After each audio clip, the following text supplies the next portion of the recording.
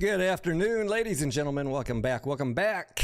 Doc Zeno, what's up, my friend? Joseph, Meredith, Anya T, good evening. Good afternoon. Scott, Charles, Jennifer, welcome, welcome. Oh, man, who's ready for Jerome Powell today? I'm going to pull that up. We're going to hear the Fed results here in about 25 minutes, and then in about an hour, we'll get to take a nap while we listen to Jerry P. answer questions from the press.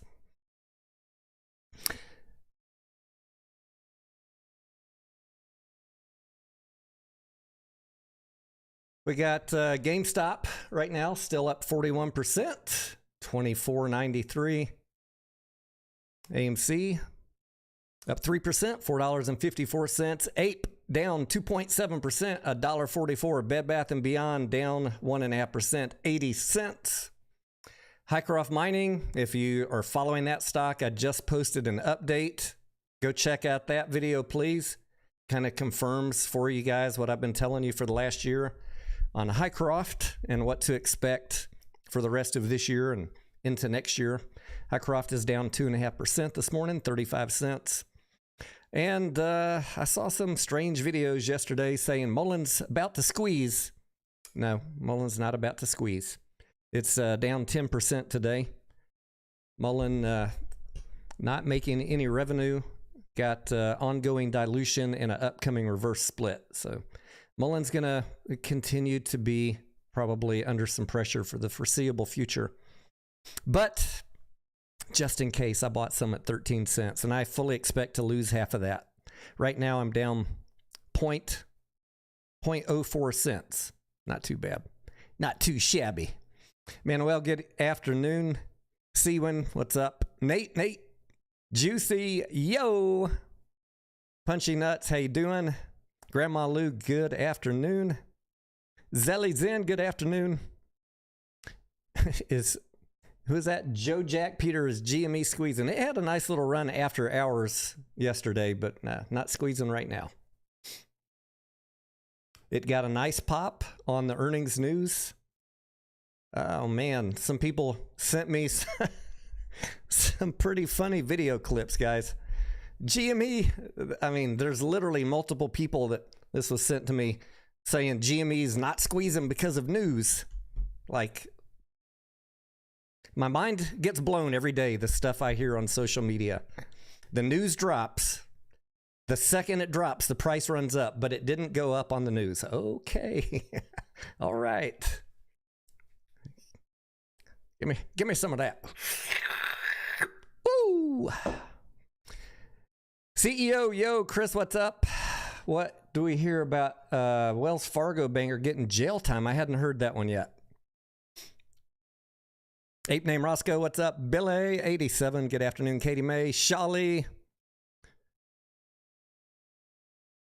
Dal Scribb says, can you tell me how to get those tracer dots on your chart cursor? These? I don't even really know. Probably if I right click here and go to chart settings, it's probably in there somewhere.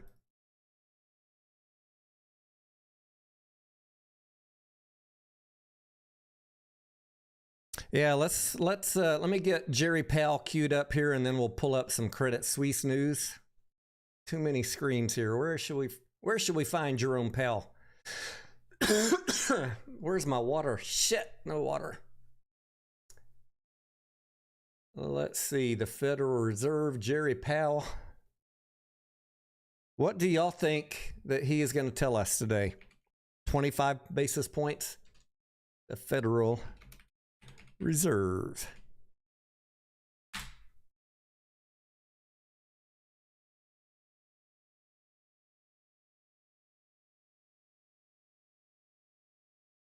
I'm going to put this on mute so I don't get music. All right, we got that queued up. 2:30 Eastern, that'll be 1:30 my time. That'll be 1 hour from now. Now let's look at what's going on with UBS and Credit Suisse.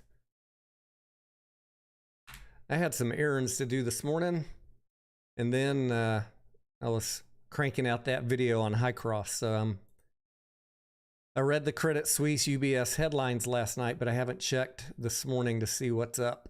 Let's see what's up.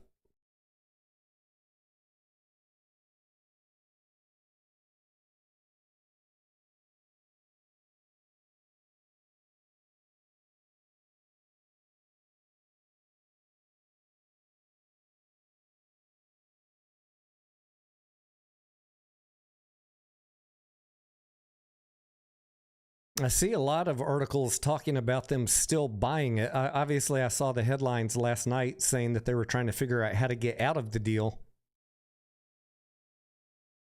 Is that headline still current? Are they still trying to get out of it? I'm not seeing that in the headlines.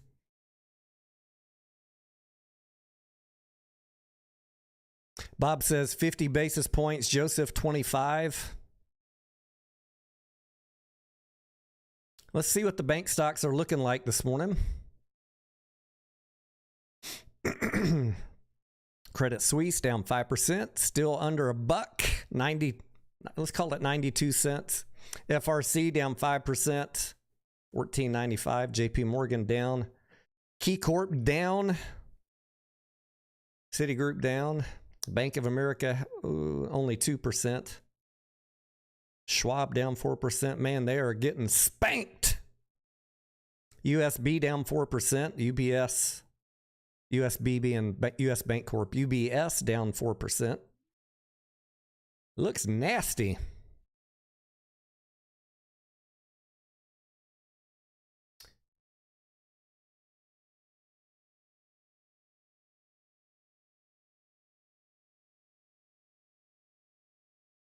How do I use 1348 EMA? So I don't use that on all of my charts juxtaposed, but on the charts that I have it on, it's mainly just for confirmation purposes to see if it really works. So if you want an example, let's look at the GameStop chart. This is the 1 minute chart. What I've noticed as I'm watching these is I call them a little bit of a lagging indicator. So if I'm trying to day trade, I might not use the 1348 because they're a little bit late. You can see, but they are good confirmation of a trend. I'll say that. So you can see where GME bottomed out here in the morning, and the 13 crossed about 10 or 15 minutes after that, confirming this uptrend. And then the stock started coming down, and it didn't cross till it was already down, $1.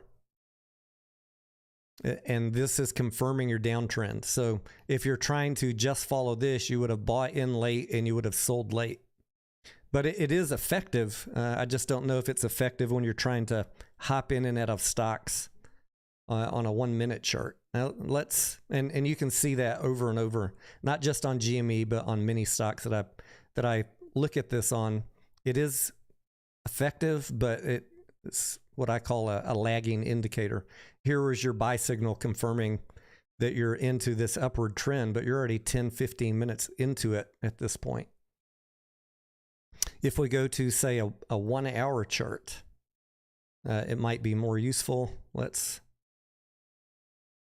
On the 1 hour chart, even that, I don't know that it's that really it's that useful. The crossover was way back here, and the stock is coming down, and it's not anywhere close to giving a sell signal.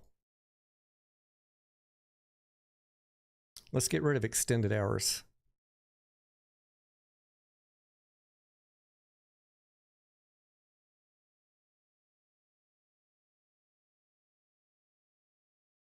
On the 5 minute for today, your buy-in signal, it was already too late. You had to be in yesterday. Right now, if you're looking at the 1348, the 13 is still higher than the 48.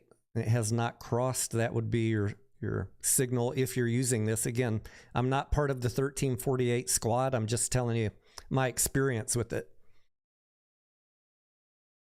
those guys would be looking for a cross of this purple line back over the orange one to confirm it's time to get out.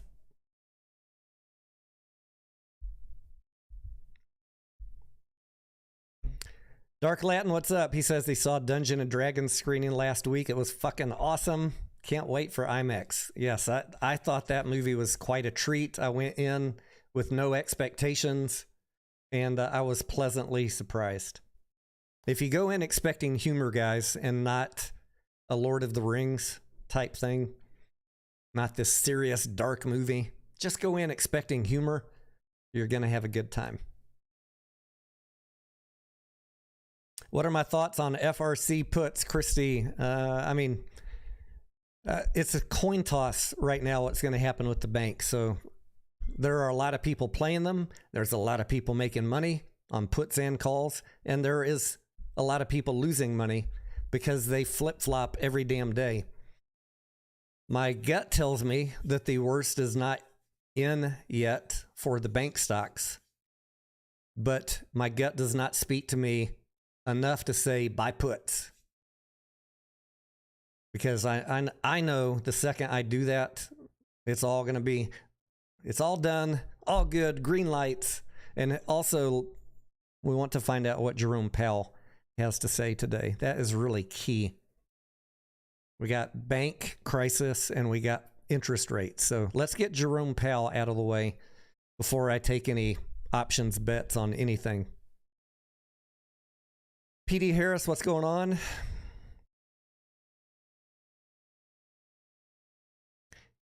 Lonely Martian, you are welcome. Christopher Card, the Tony D squad. Yeah, I'm not part of the 1348 squad, but I do like to analyze tools that other people are using. And you can set this 1348 up for yourself for free. Just go to edit your indicators. Turn on EMA, set a 13 and a 48 right here, and then turn them on in the Style tab. Pick your color, whatever you like. It does not have to be purple and orange. And you're off to the races. I also have on this chart a 60 and a 200-day moving average. And on other charts, I use a variety of different moving averages. Just pick what works for you. Have some short time frame ones and a couple long-term time frame ones. It really depends on if you're day trading, momentum trading, or investing for the long term and just looking for a big change on a daily chart. Which one works for you? There's no right or wrong. And then I also like using the RSI and the MACD. Remember, guys, always, you don't want to trade off of one technical signal. You make everything work in a team. Use a variety of inputs to help you get an idea where it's headed. William says no rate increase. That is your guess. That is definitely a possibility, William. Definitely. That would surprise me. If it's no rate increase, then we know the politicians got to them, and that the banking situation may be worse than we're being told. And that would not surprise me. Keygen says banks will be fine. The SVB bailout set the precedent for the crisis. Medium-sized banks are now also considered too big to fail. Yeah, that's why I don't want to go by puts on anything, because this far into it, although I'd give it a 52% chance that it's not over, it could be over. Could be over. By over, I mean the crisis piece of it. It's too much of a coin toss for me to be buying options on banks. But if you're lucky enough to pick a put or a call on one of these banks and it goes your way, as much as they've been getting janked around, you can come out quite well.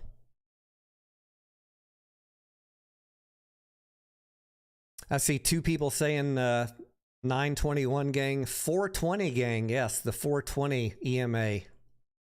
That is it's powerful. Doc Zeno, what's up? I missed you, Doc Zeno. How are things in Kansas? Go over and shake Adam Aaron up for us, Doc Zeno.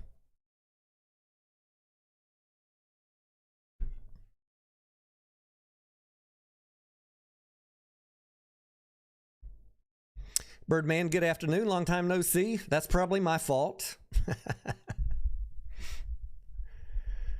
Let's see what else we got going on here. Stonks, markets. Dow Jones red, S&P red, just barely. Everybody's kind of biding their time, waiting, biding their time, biding their time. Waiting for this update here in a few minutes. NASDAQ slightly in the green. Oh man, I took down my gainers and decliners chart. Damn it.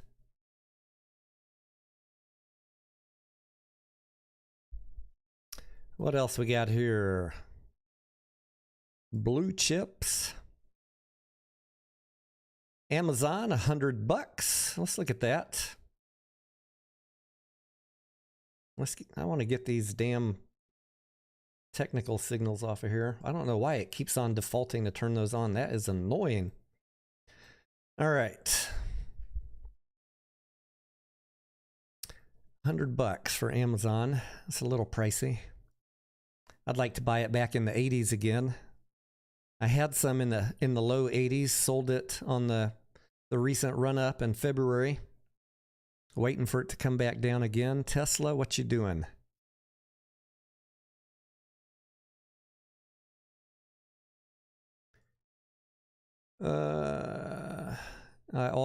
I bought Tesla right here around $100. After that dip, I already sold it. I did not capture the full run up to 200. So I'm out of Tesla and waiting for it to come back down. But I think I made 30% on it, maybe 50, I forget. Would have been nice to turn 100 to 200, but I sold too soon. But again, first base hits. First base hits.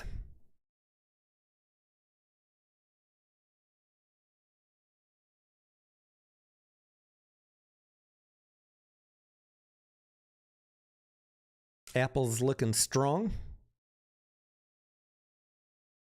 Who did I see? Oh, was it NVIDIA? Jim Cramer. I saw a headline. He was saying NVIDIA's set. I was like, well, should I buy puts on it? Wow. What a turnaround. Who bought NVIDIA at 108? I did not. 270 now. Beautiful. Let me know if you were smart enough to buy NVIDIA back here in October of 2022 and still holding. Cost to borrow on AMC, someone wants to know. Good question. Let me see if I have an Ortex tab open. I do. Let's move it down here so you don't have to look at the bottom of my neck.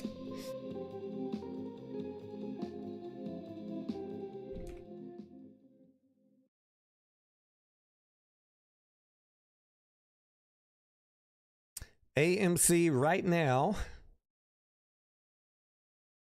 24% short interest, cost to borrow. Holy smokes! 360%, average 390% max. With the men, I mean, this is a very tight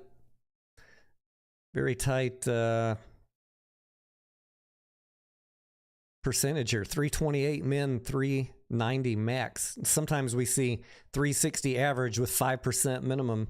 This is very tight. 60,000 shares available. This is from Interactive Brokers only. Please do not listen to anybody on social media who's telling you there's 5,000 shares available. There's 0 available. Guys, everyone is getting that data from one broker out of hundreds of lenders. Don't ever trust on social media when someone shows you how many shares are available. That'd be like, well, I don't even know. I don't even know what a good analogy of that is. That'd be like pulling one M&M out of the package and saying the entire package is brown.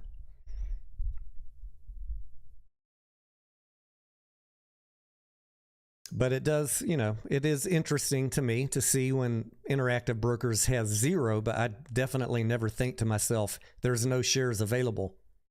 That's one broker.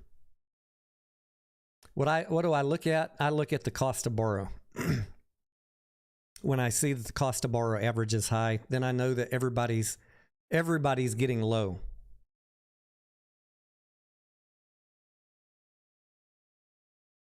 Let's see what the updated max pain is. Last time I checked it, I think it was $5. Refresh up here, AMC.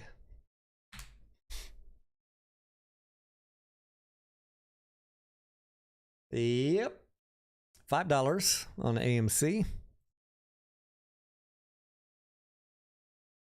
Wow, a lot of barcoding going on APE today. By the way, guys, if you didn't catch the live stream yesterday, I do have a courtroom update for you. I had been saying, just a guess, that I thought the motion to dismiss might be heard this week. I'm going to retract all of that after digging further into it and reading some updates from the folks that follow the Delaware Chancery Court. I posted them in the Discord. I put it in the beginning of last night's live stream. Update of what's going to happen between now and April 27th. However, I'm going to defer to those experts and retract what I said. They are telling me that there is 0 chance that the motion to dismiss will be heard before April 27th. So I'm going to go with that because I'm no attorney and I was just guessing. So if you're curious about the exact schedule, refer back to yesterday's live stream on GameStop, and I popped it up there on the screen for a couple seconds. It's also posted in the Discord in the AMC room.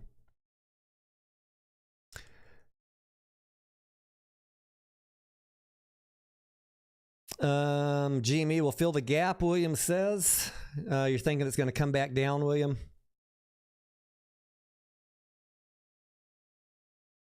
Could be. Callisis says Highcroft seems like a dip buy opening up again. My general thoughts on Highcroft is there's some warning signals for me with Highcroft right now. Mudrick's selling. There's a reverse split on the agenda. Guys, the meeting for Highcroft is going to be May 24th. Go watch the video I just put up on Highcroft. On that meeting agenda will be something for you to vote on if you own Highcroft. And that is up to a 1-for-25 split.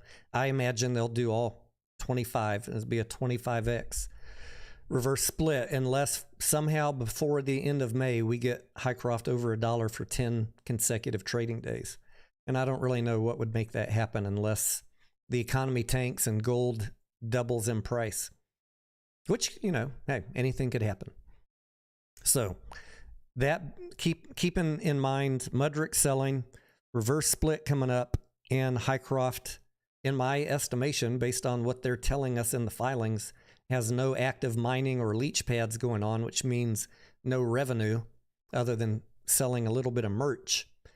I think you'll have a chance to buy Highcroft cheaper. That's my plan. My plan is to wait for it to get cheaper. Don't follow my trades. I have no idea what I'm doing. I'm just a failed actor, guys. I'm always wrong. Never been right on a single thing. Woo! Better says, how could the Fed open the money printer again now to save the banks? 2 minutes to find out the Fed's results. And let's put the SPY up so we can watch how the market reacts when that news drops, and then I'll pull the news up.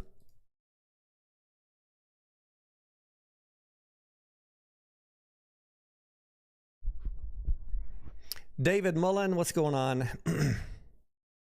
Ape Logic, howdy howdy. Lucy in the sky with diamonds. What do I think about 10x?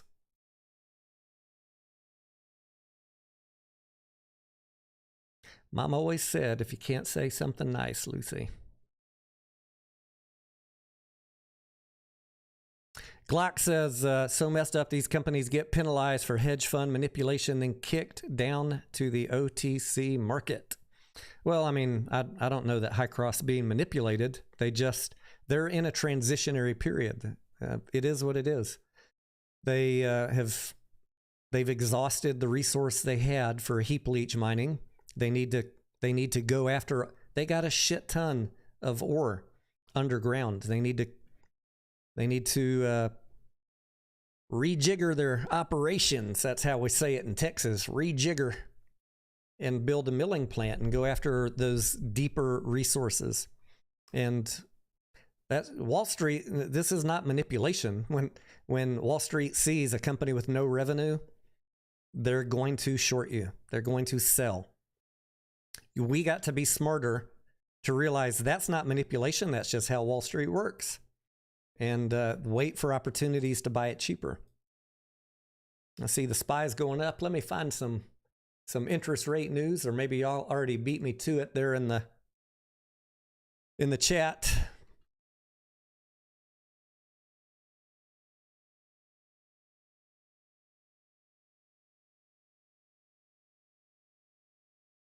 Fed hikes interest rates by 25 basis points. Congratulations if you guessed that correctly.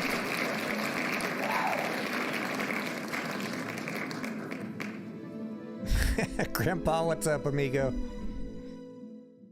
I'm not a grumpy old man. Old man. Nah. He always has to tell the truth.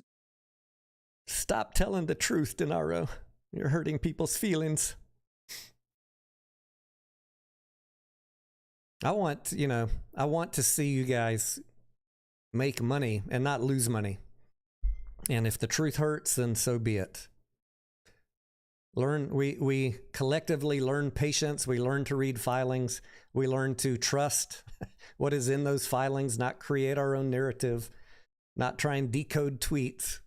And ultimately, over the long term, we become successful by doing that, breaking away from the social media nonsense.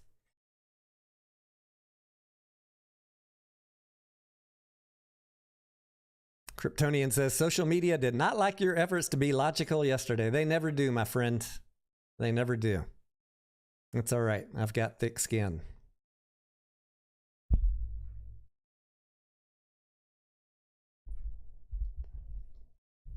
Jennifer, your certificate, you need to email me your address, Jennifer, and we will email you. We'll email you a participation certificate for getting the 25 basis points.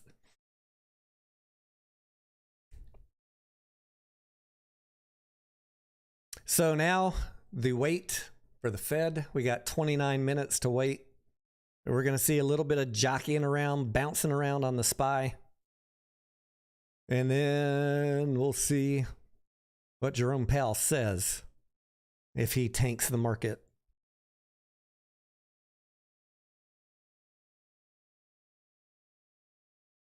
FTW, what up?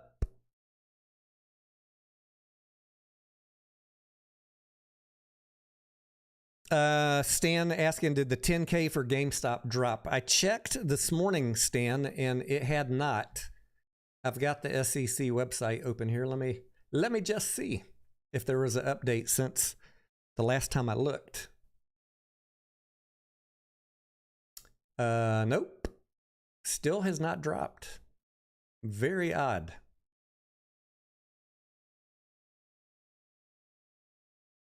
I did, when I had a little more time last night, I did scroll down through their press release on their website, and there is some numbers in there. The income statement, the balance sheet, cash flow. But I want to see the whole thing before I do a video on it, not just these little snippets that they want me to see. Because a lot of times I find out things by reading the notes and the footnotes. So I'm not going to do a video on GameStop until they drop the entire thing.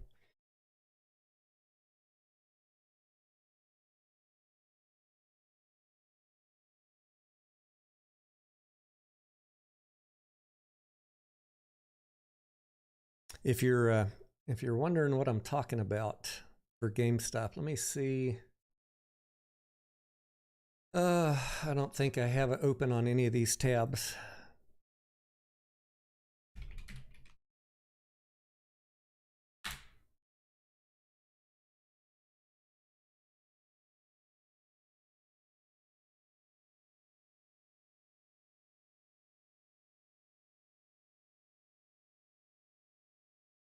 Here we go. I'll show you what I'm talking about. If you go to GameStop Investor Relations, and there is this press release about the fourth quarter results, and I didn't scroll down far enough yesterday. It didn't really matter. I mean, we got the highlights right here. But if you scroll all the way down, they got the consolidated, just these little snapshots. I want to see the whole thing. I want to see the entire 10K and all the notes. So this is out there, but I'm not going to do a video till I can see the whole thing.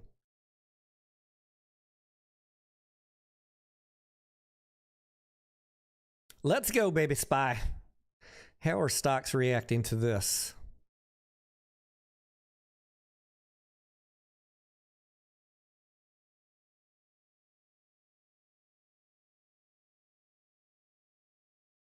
Muy bien, no bueno. Muy bien.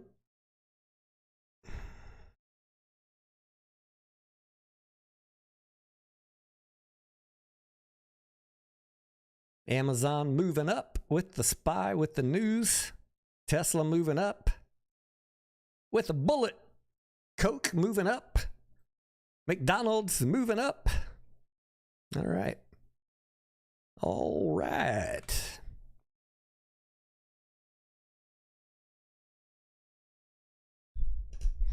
Jersey Recycler says gold and silver are moving up. Let me take a look at those with you. I miss doing our morning updates where we get to look at oil and gold and silver. If we could stop the drama train, I'd be happy to come back and do some full day live streams with you guys. Gold at 1950.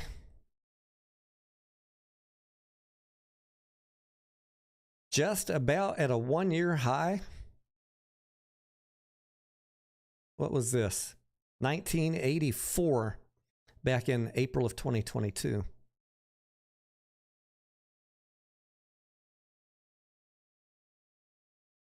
And silver, where you at? 2282, and the 1-year high on silver is $26. Yeah, it's coming back up. Fed hikes rates by a 1/4 percentage point, indicates increases are near an end. Ah, that's what the market liked. Okay. All right. They say what they need to say to get through this week.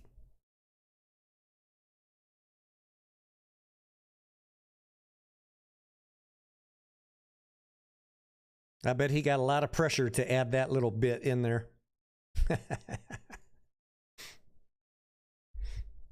Yes, Rain Powell, I've got it teed up here. He'll be on in 22 minutes.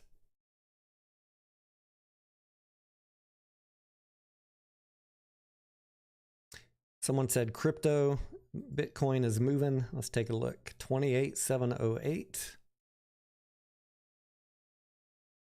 Let's go, babies. Only red I see on there is XRP. Oh, no. Ethereum's down. But overall, up. Up for the week.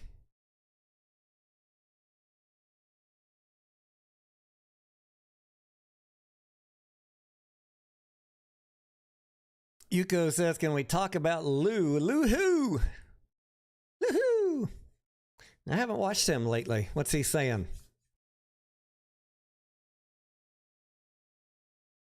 I go over to his page and I see how much he's milking the community for. It's like 20 videos a day. He's got a lot of thoughts he wants to share with y'all. I don't have time to watch all that nonsense.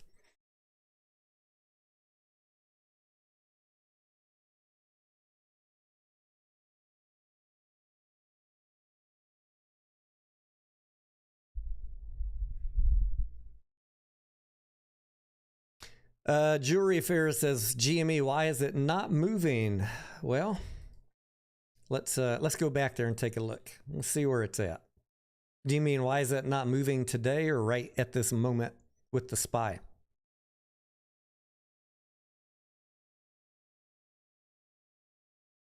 Keep in mind, guys, GME had a 40 to 50% run up from yesterday. I mean, that already is massive.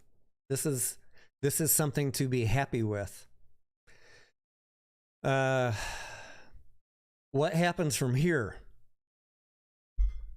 You're going to need to wait a few days, I think, to see if the market likes this price level for GameStop now that it is profitable, according to the press release that we got yesterday. Some other people would tell you that over time, this gap will be filled on the way back down. I don't know if that is the case. Not unless there's bad news that we haven't heard on GameStop yet. I don't see that being an immediate concern. Really, the question in my mind when I see a huge jump like this is it properly valued based on yesterday's earnings results? The market will help us figure that out in the next few days.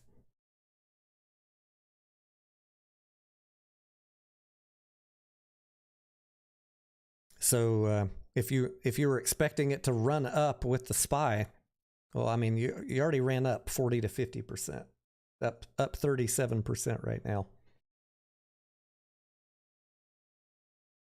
That's a fantastic showing by anybody's measure.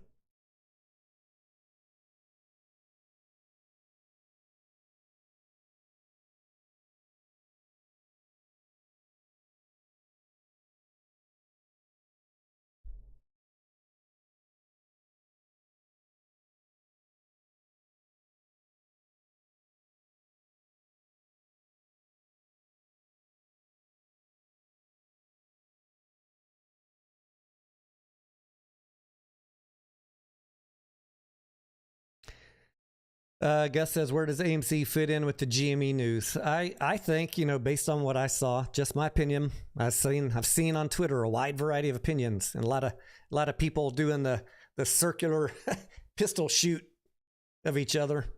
What was that movie? Was that Reservoir Dogs? Mr. Brown, Mr. White, Mr. Green. I think, since you're on my channel and you're asking my opinion, we ran up probably because of meme-related ETFs or just meme-related algorithms.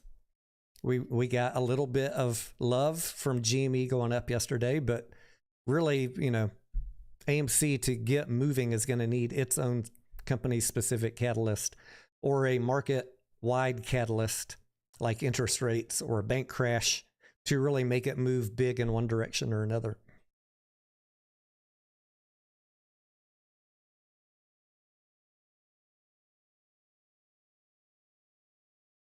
Remember, there are ETFs that track these meme stocks. And if you were short that ETF and then GameStop came out with a banger earnings and you started closing your shorts, that's gonna drive those ETFs up, and by extension, all the tickers that are in it. So that is what I imagine was driving these yesterday. These being the other tickers that ran with GameStop. Just my opinion. You can agree or disagree. It's cool.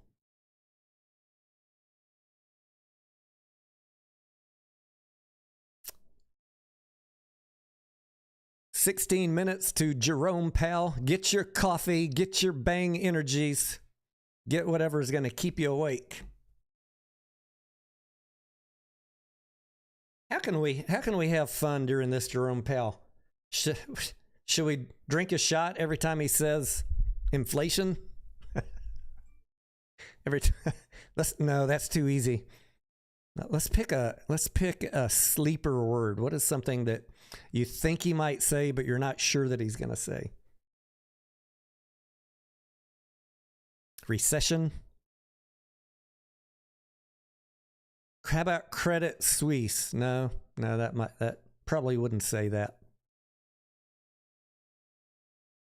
DM says, I'm at work and I'll join you. Yes. This is what I like, audience participation.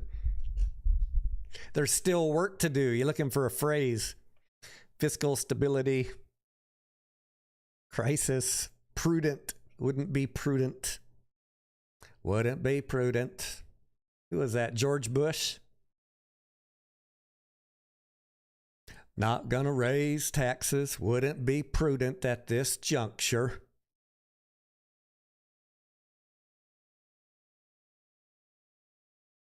Prime rate. Blatant lie. Drink a shot every time he says unemployment. Holy shit. I'd be floored in 30 minutes.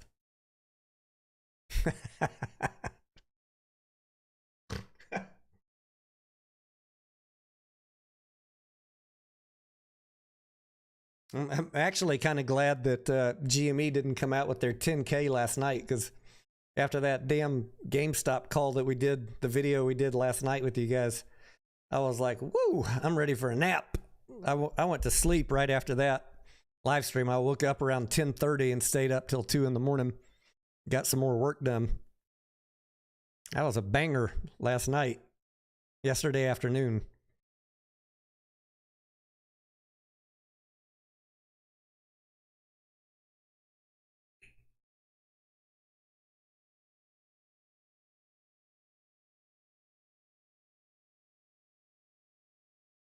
Man, I see a lot of y'all just really want to punish me.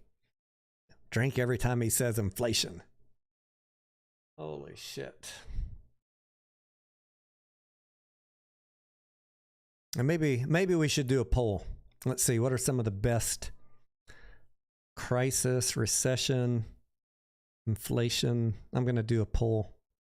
Crisis, fiscal stability.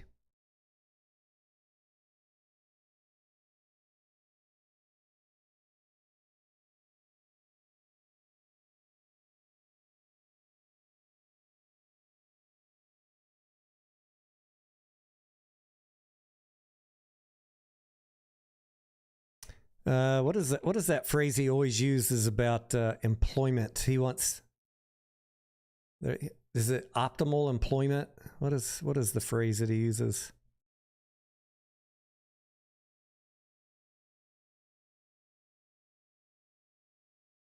Let's just go with employment.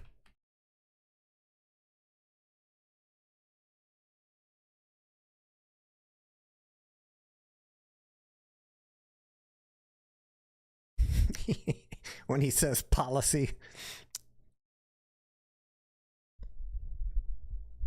BBD says take a shot every time. Yeah, we could do that on a bingo night. We could just put a King Griffin video up and take a shot every time he blinks.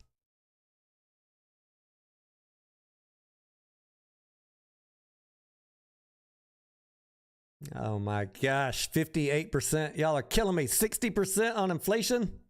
Come on.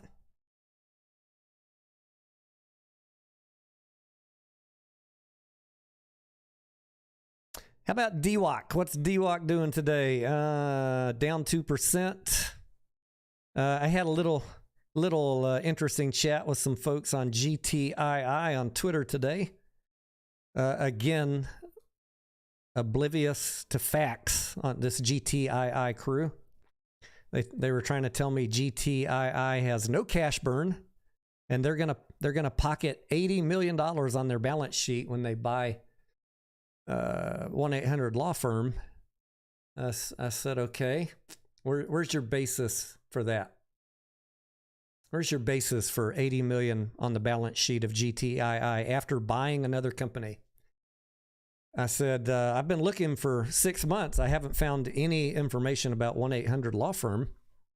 I did find the press release I said, can you send me your data, that you're using to estimate this $80 million benefit to GTII from buying this company? He sends me the press release, which I had already seen, that said GTII is trying to buy 1-800 Law Firm for $100 million or so of GTII common stock. Okay. When you buy another company with your stock, that is not increasing your balance sheet. We have to know what are the net assets and liabilities of 1-800 Law Firm. That I cannot find that anywhere. Those assets and liabilities of the acquired company will come over to the acquirer onto their balance sheet. But if we don't have those numbers, you cannot make any assumptions. Again, I'm not an accountant, and maybe I'm missing something. And I've only had one cup of coffee this morning, but I don't know how you can, without any data, say that there's going to be a net benefit to the balance sheet of GTII without knowing the assets and liabilities. And then we don't know, for $100 million, is GTII overpaying for those assets, the net assets? Anything that is an overpayment goes to goodwill, which is on the balance sheet, but that's not money you can spend. So I don't know what the revenue of 1-800 Law Firm is. What I do know from GTII is a variety of things. They raised $3.2 million recently selling warrants, having warrants exercised. They needed that money. They've generated no income.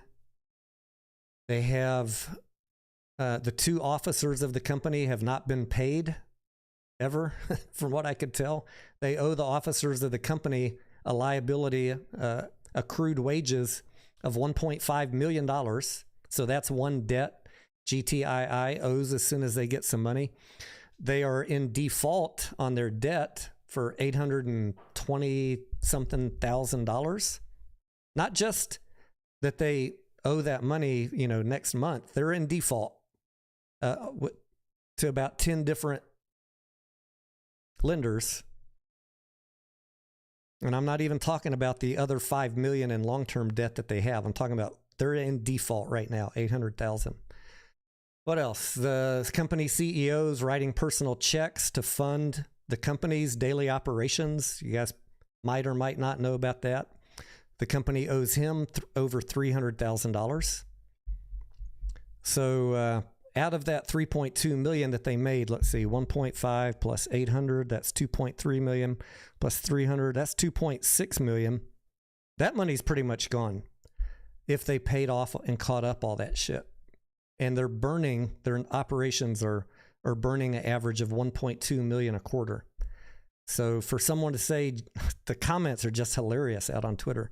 GTII is cash flow positive. No, they're not.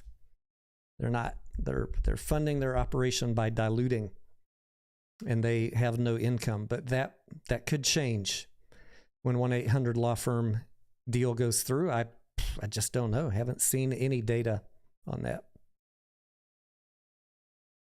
That's a fun little thought experiment, though, to see how diverged from reality people's thoughts are that don't actually look at financial statements.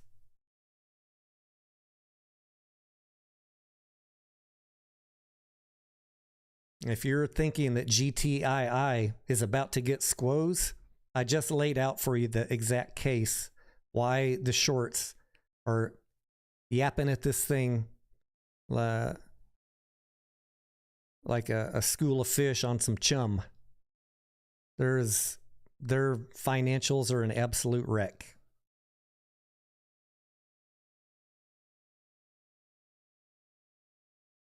But maybe that'll change with 1-800 Law Firm, and they can keep generating money by diluting, but we all know what that means. We don't need to go through that story yet again.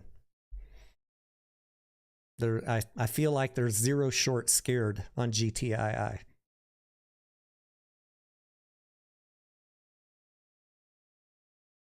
CEO says, how much goodwill will UBS need to put on the balance sheet after buying Credit Suisse? I mean, that's why they were really angling for a good deal on the price, right? They don't want to overpay for Credit Suisse.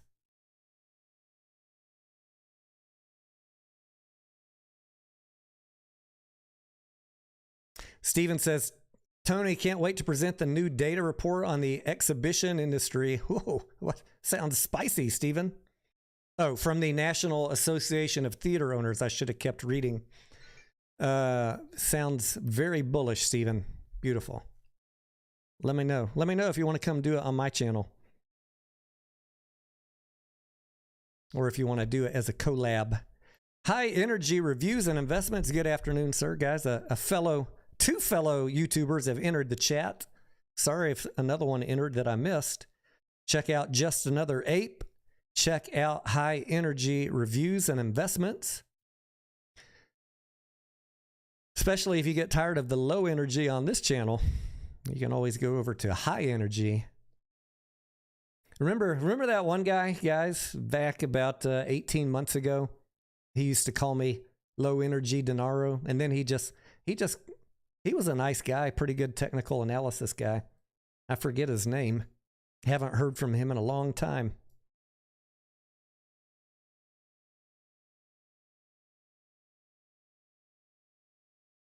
Who remembers who I'm talking about? I think his idea of high energy was repeating the same phrase like 5 times in a row. Nice guy though, and good TA. I would say we're YouTube friends. At least there's no bad blood. I don't care what people call me. I've been called worse.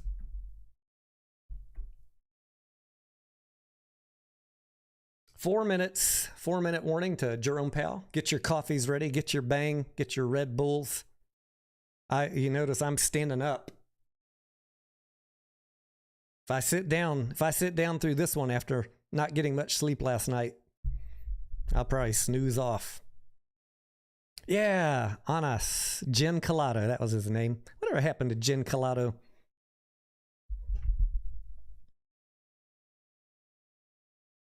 Jen Colado. Is he still around? I haven't checked on his channel and I can't even remember when. And he used to drop in and drop some nice comments every now and then. I will say, you know, from what I recall, he generally had some pretty good TA. Get my popcorn too.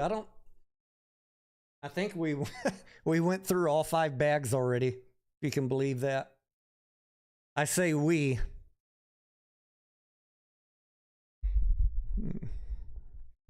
I went through 5 damn bags of popcorn already. Plus the movies that I saw this week. I'm probably getting fat. Who knows? Pants still fit, so we're good. When the pants stop fitting, then it's time to take serious action. By the way, when you guys see me post my crazy meals from AMC Dine-In Theater, just so you know, you're like, how can he eat all that? That is like my entire food for the day. I don't have breakfast. I go to a movie at 2 or 3 o'clock. I eat a few things, and then I don't eat dinner. So, and like if I get a large bucket of popcorn, I might finish half of that. I just like overpaying, you know, to give AMC that extra buck.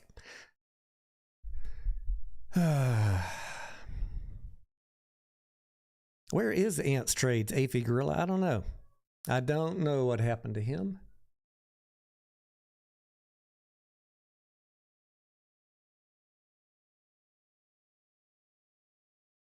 Two minutes.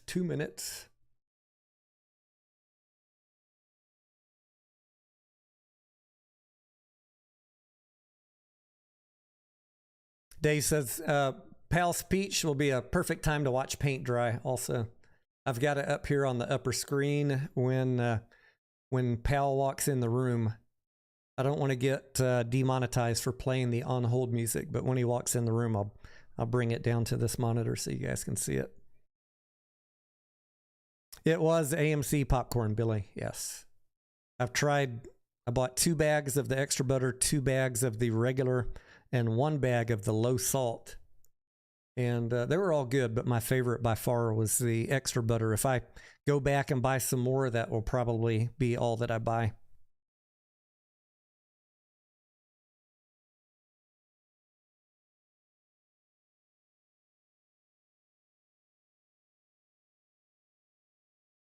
Yeah, BBD says Ants is trying to speed up the algo. When the algo, when he can find a pattern that matches again, bless his heart, he'll be back. I was not wrong, guys. I was just early. Here we go. No, still got music. Stop. Why do you do that?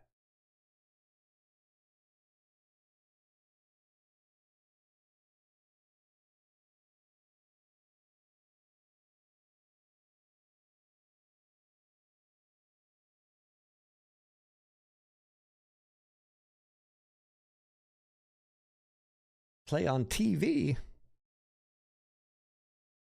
All right. Well, he hadn't walked out yet. Let's keep on watching The Spy. Let me check this poll. Let's see what the poll. 48% of you said I must drink if he says inflation. Holy shit. All right. Let me grab a shot glass.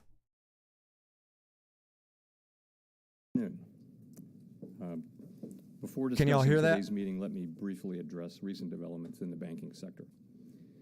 In the past 2 weeks, serious difficulties at a small number of banks have emerged. History has shown that isolated banking problems, if left unaddressed, can undermine confidence in healthy banks and threaten the ability of the banking system as a whole to play its vital role in supporting the savings and credit needs of households and businesses.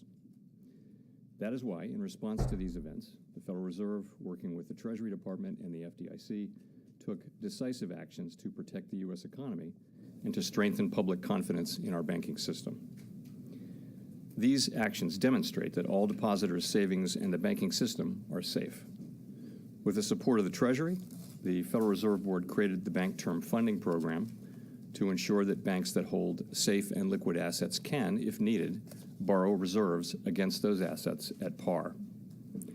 This program, along with our long-standing discount window, is effectively meeting the unusual funding needs that some banks have faced and makes clear that ample liquidity in the system is available. Our banking system is sound and resilient with strong capital and liquidity. We will continue to closely monitor conditions in the banking system and are prepared to use all of our tools as needed to keep it safe and sound. In addition, we are committed to learning the lessons from this episode and to work to prevent events like this from happening again. Turning to the broader economy and monetary policy, inflation remains too high and the labor market continues to be very tight. My colleagues and I understand the hardship that high inflation is causing, and we remain strongly committed to bringing inflation back down to our 2% goal. Price stability is the responsibility of the Federal Reserve. I'm just doing Without sips. price Y'all are stability, going to kill me. The economy does not work for anyone. In particular, without price stability, we will not achieve a sustained period of strong labor market conditions that benefit all. The U.S. economy slowed significantly last year, with real GDP rising at a below-trend pace of 0.9%. Consumer spending appears to have picked up this quarter, although some of that strength may reflect the effects of swings in the weather across the turn of the year. I have not eaten yet today, by the way. Activity in the housing sector remains weak, largely reflecting higher mortgage rates. Higher interest rates and slower output growth also appear to be weighing on business fixed investment. Committee participants generally expect subdued growth to continue. As shown in our summary of economic projections, the median projection for real GDP growth stands at just 0.4% this year and 1.2% next year. Thank you, Maria. Well below the median estimate of the longer-run normal growth rate. And nearly all participants see the risks to GDP growth as weighted to the downside. Yet the labor market remains extremely tight. Job gains have picked up in recent months, with employment rising by an average of 351,000 jobs per month over the last 3 months. The unemployment rate remained low in February at 3.6%. The labor force participation rate has edged up in recent months and wage growth has shown some signs of easing. However, with job vacancies still very high, labor demand substantially exceeds the supply of available workers. FOMC participants expect supply and demand conditions in the labor market to come into better balance over time, easing upward pressures on wages and prices. The median unemployment rate projection in the SEP rises to 4.5% at the end of this year and 4.6% at the end of next year. Inflation remains well above our longer-run goal of 2%. Over the 12 months ending in January, total PCE prices rose 5.4%, excluding the volatile food and energy categories. Excluding those, core PCE prices rose 4.7%. In February, the 12-month change in the CPI came in at 6%, and the change in the core CPI was 5.5%.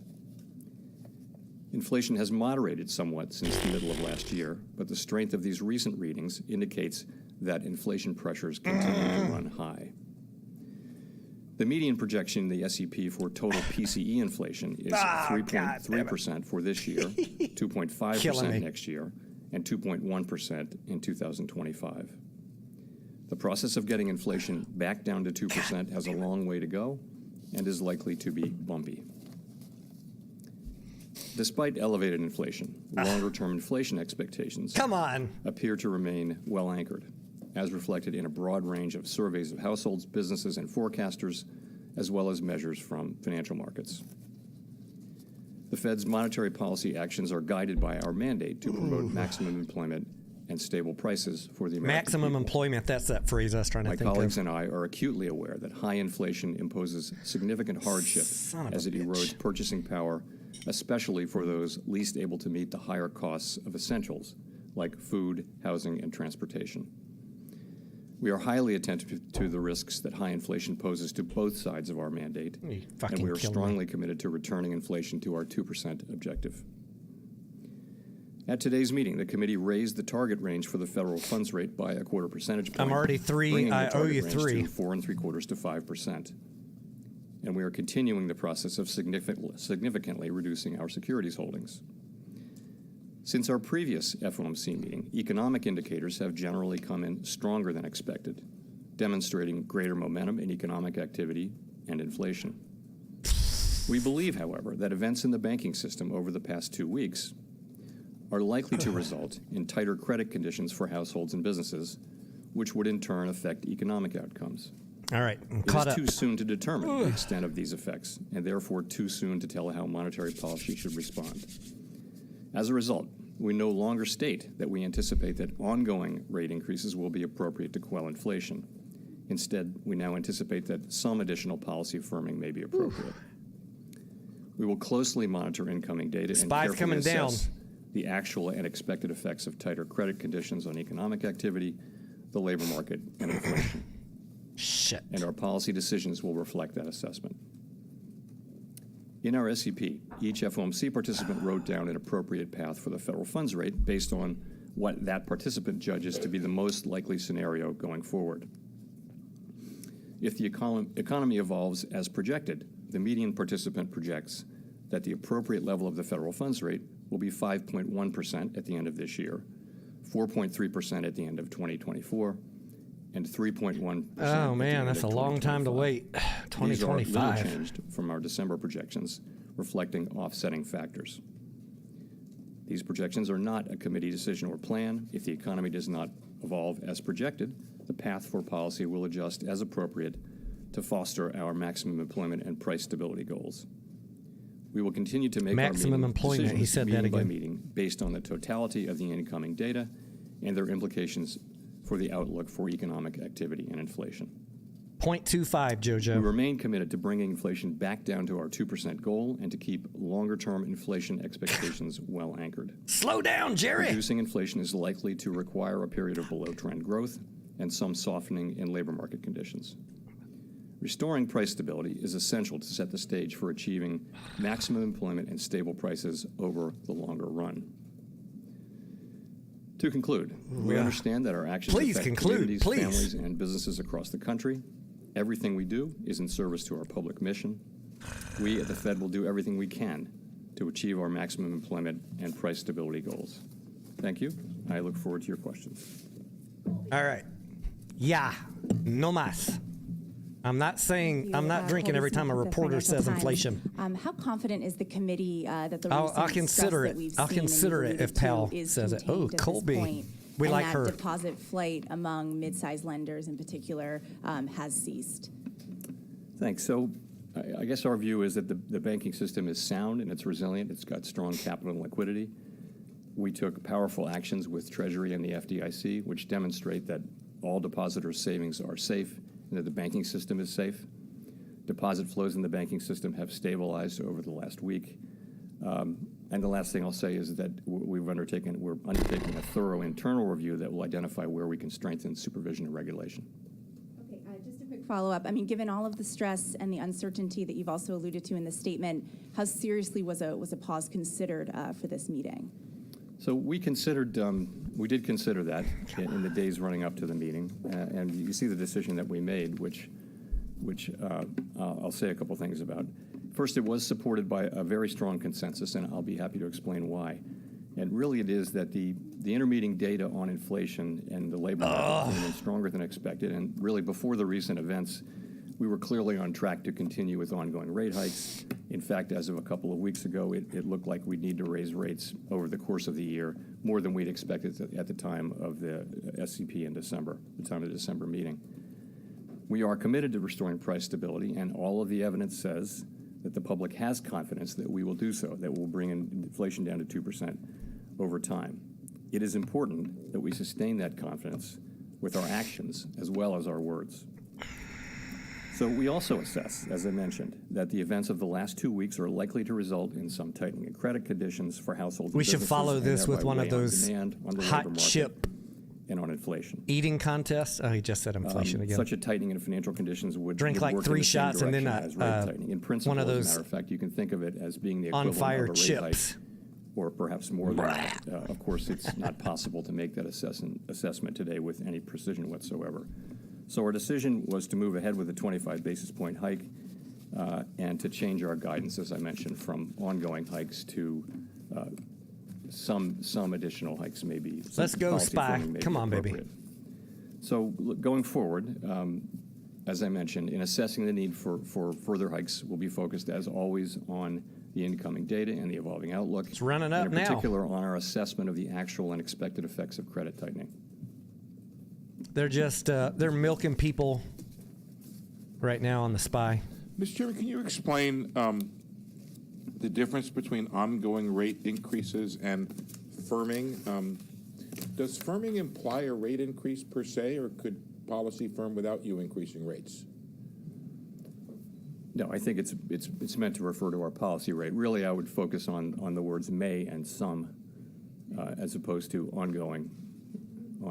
So we clearly were, what we were doing there was taking on board trying to reflect the uncertainty about what will happen. I mean, it's possible that this will turn out to have very modest effects. These events will turn out to be very, very modest effects on the economy, in which case, and inflation Let's will go, continue big. to be Oh, strong, in which fuck, case, you said inflation again. the path will might look different. It's also possible that this potential tightening will contribute significant tightening in credit conditions over time, and in principle, if that means that monetary policy may have less work to do. We simply don't know. So. Do you have concerns that Good thing you guys are tuned in to a professional, further exacerbate right? the problem in the banks? No, I mean, with our monetary policy, we're really focused on macroeconomic outcomes. In particular, we're focused on this potential credit tightening. Please hit that like button before I pass out. That's all I ask. In the way of tighter Like and credit share, conditions. like and share. I think when we think about If it's your first time here, buy our, and hold that subscribe our button. Where financial else are you going to stability get this tools, kind of in particular, entertainment? Our lending facilities, the debt Coupled with solid the DD. discount window, and also the new facility.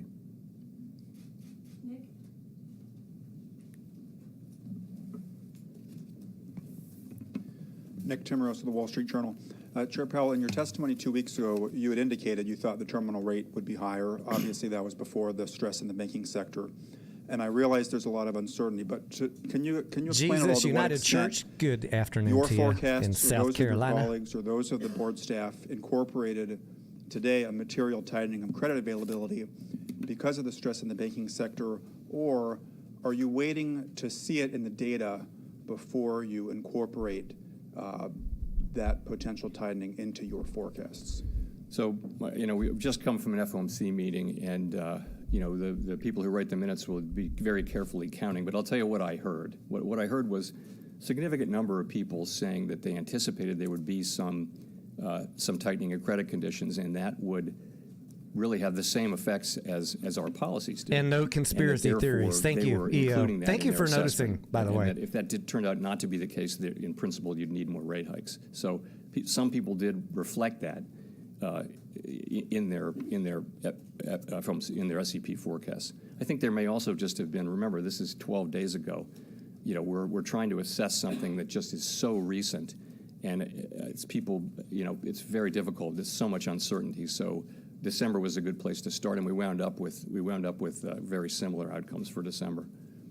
And in a way, the data in the first part, the first 5 weeks SPY is of the up period, pointed to 0.5%. Stronger inflation and stronger labor market. So that He said inflation. He said inflation. And then this latter part, kind of the possibility of credit conditions tightening, really offset that effectively. To follow up, have you considered at all whether your primary tool, the funds rate, is going to be enough to sustain the kind of tighter financial conditions? Who thinks the that you Fed believe will be actually has the necessary without tools doing to fix this significant shit? That's damage really to the banking question. Sector? Have you, for example, considered changing reserve requirements, selling assets out of the system, open market account, as a way to better achieve tighter financial conditions that don't accelerate deposit erosion, for example, from banks? We know that we have other tools in effect, but no, we think our monetary policy tool works, and we think, many banks, our rate hikes were well telegraphed to the market, and many banks have managed to handle them. Victoria. Hi, Victoria Guida with Politico. I wanted to ask, you, along with the FDIC and the Treasury, the Fed Board decided to invoke the systemic risk exception to allow uninsured depositors to be protected at these two banks. And I was just wondering if you could speak to why that decision was made. Was it purely a confidence issue, or was there a concern that there would be some sort of economic contagion or financial contagion from the failure of these banks?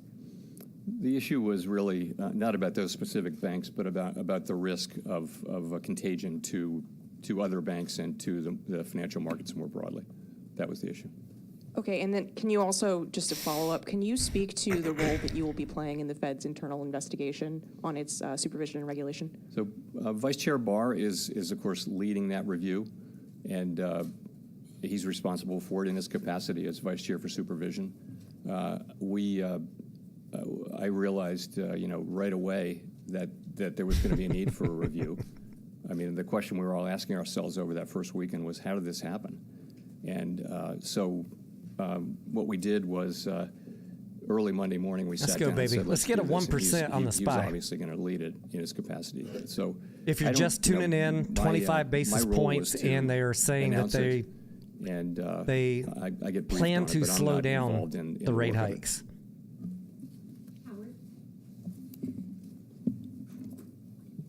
Hi, Chair Powell, Howard Schneider from Reuters.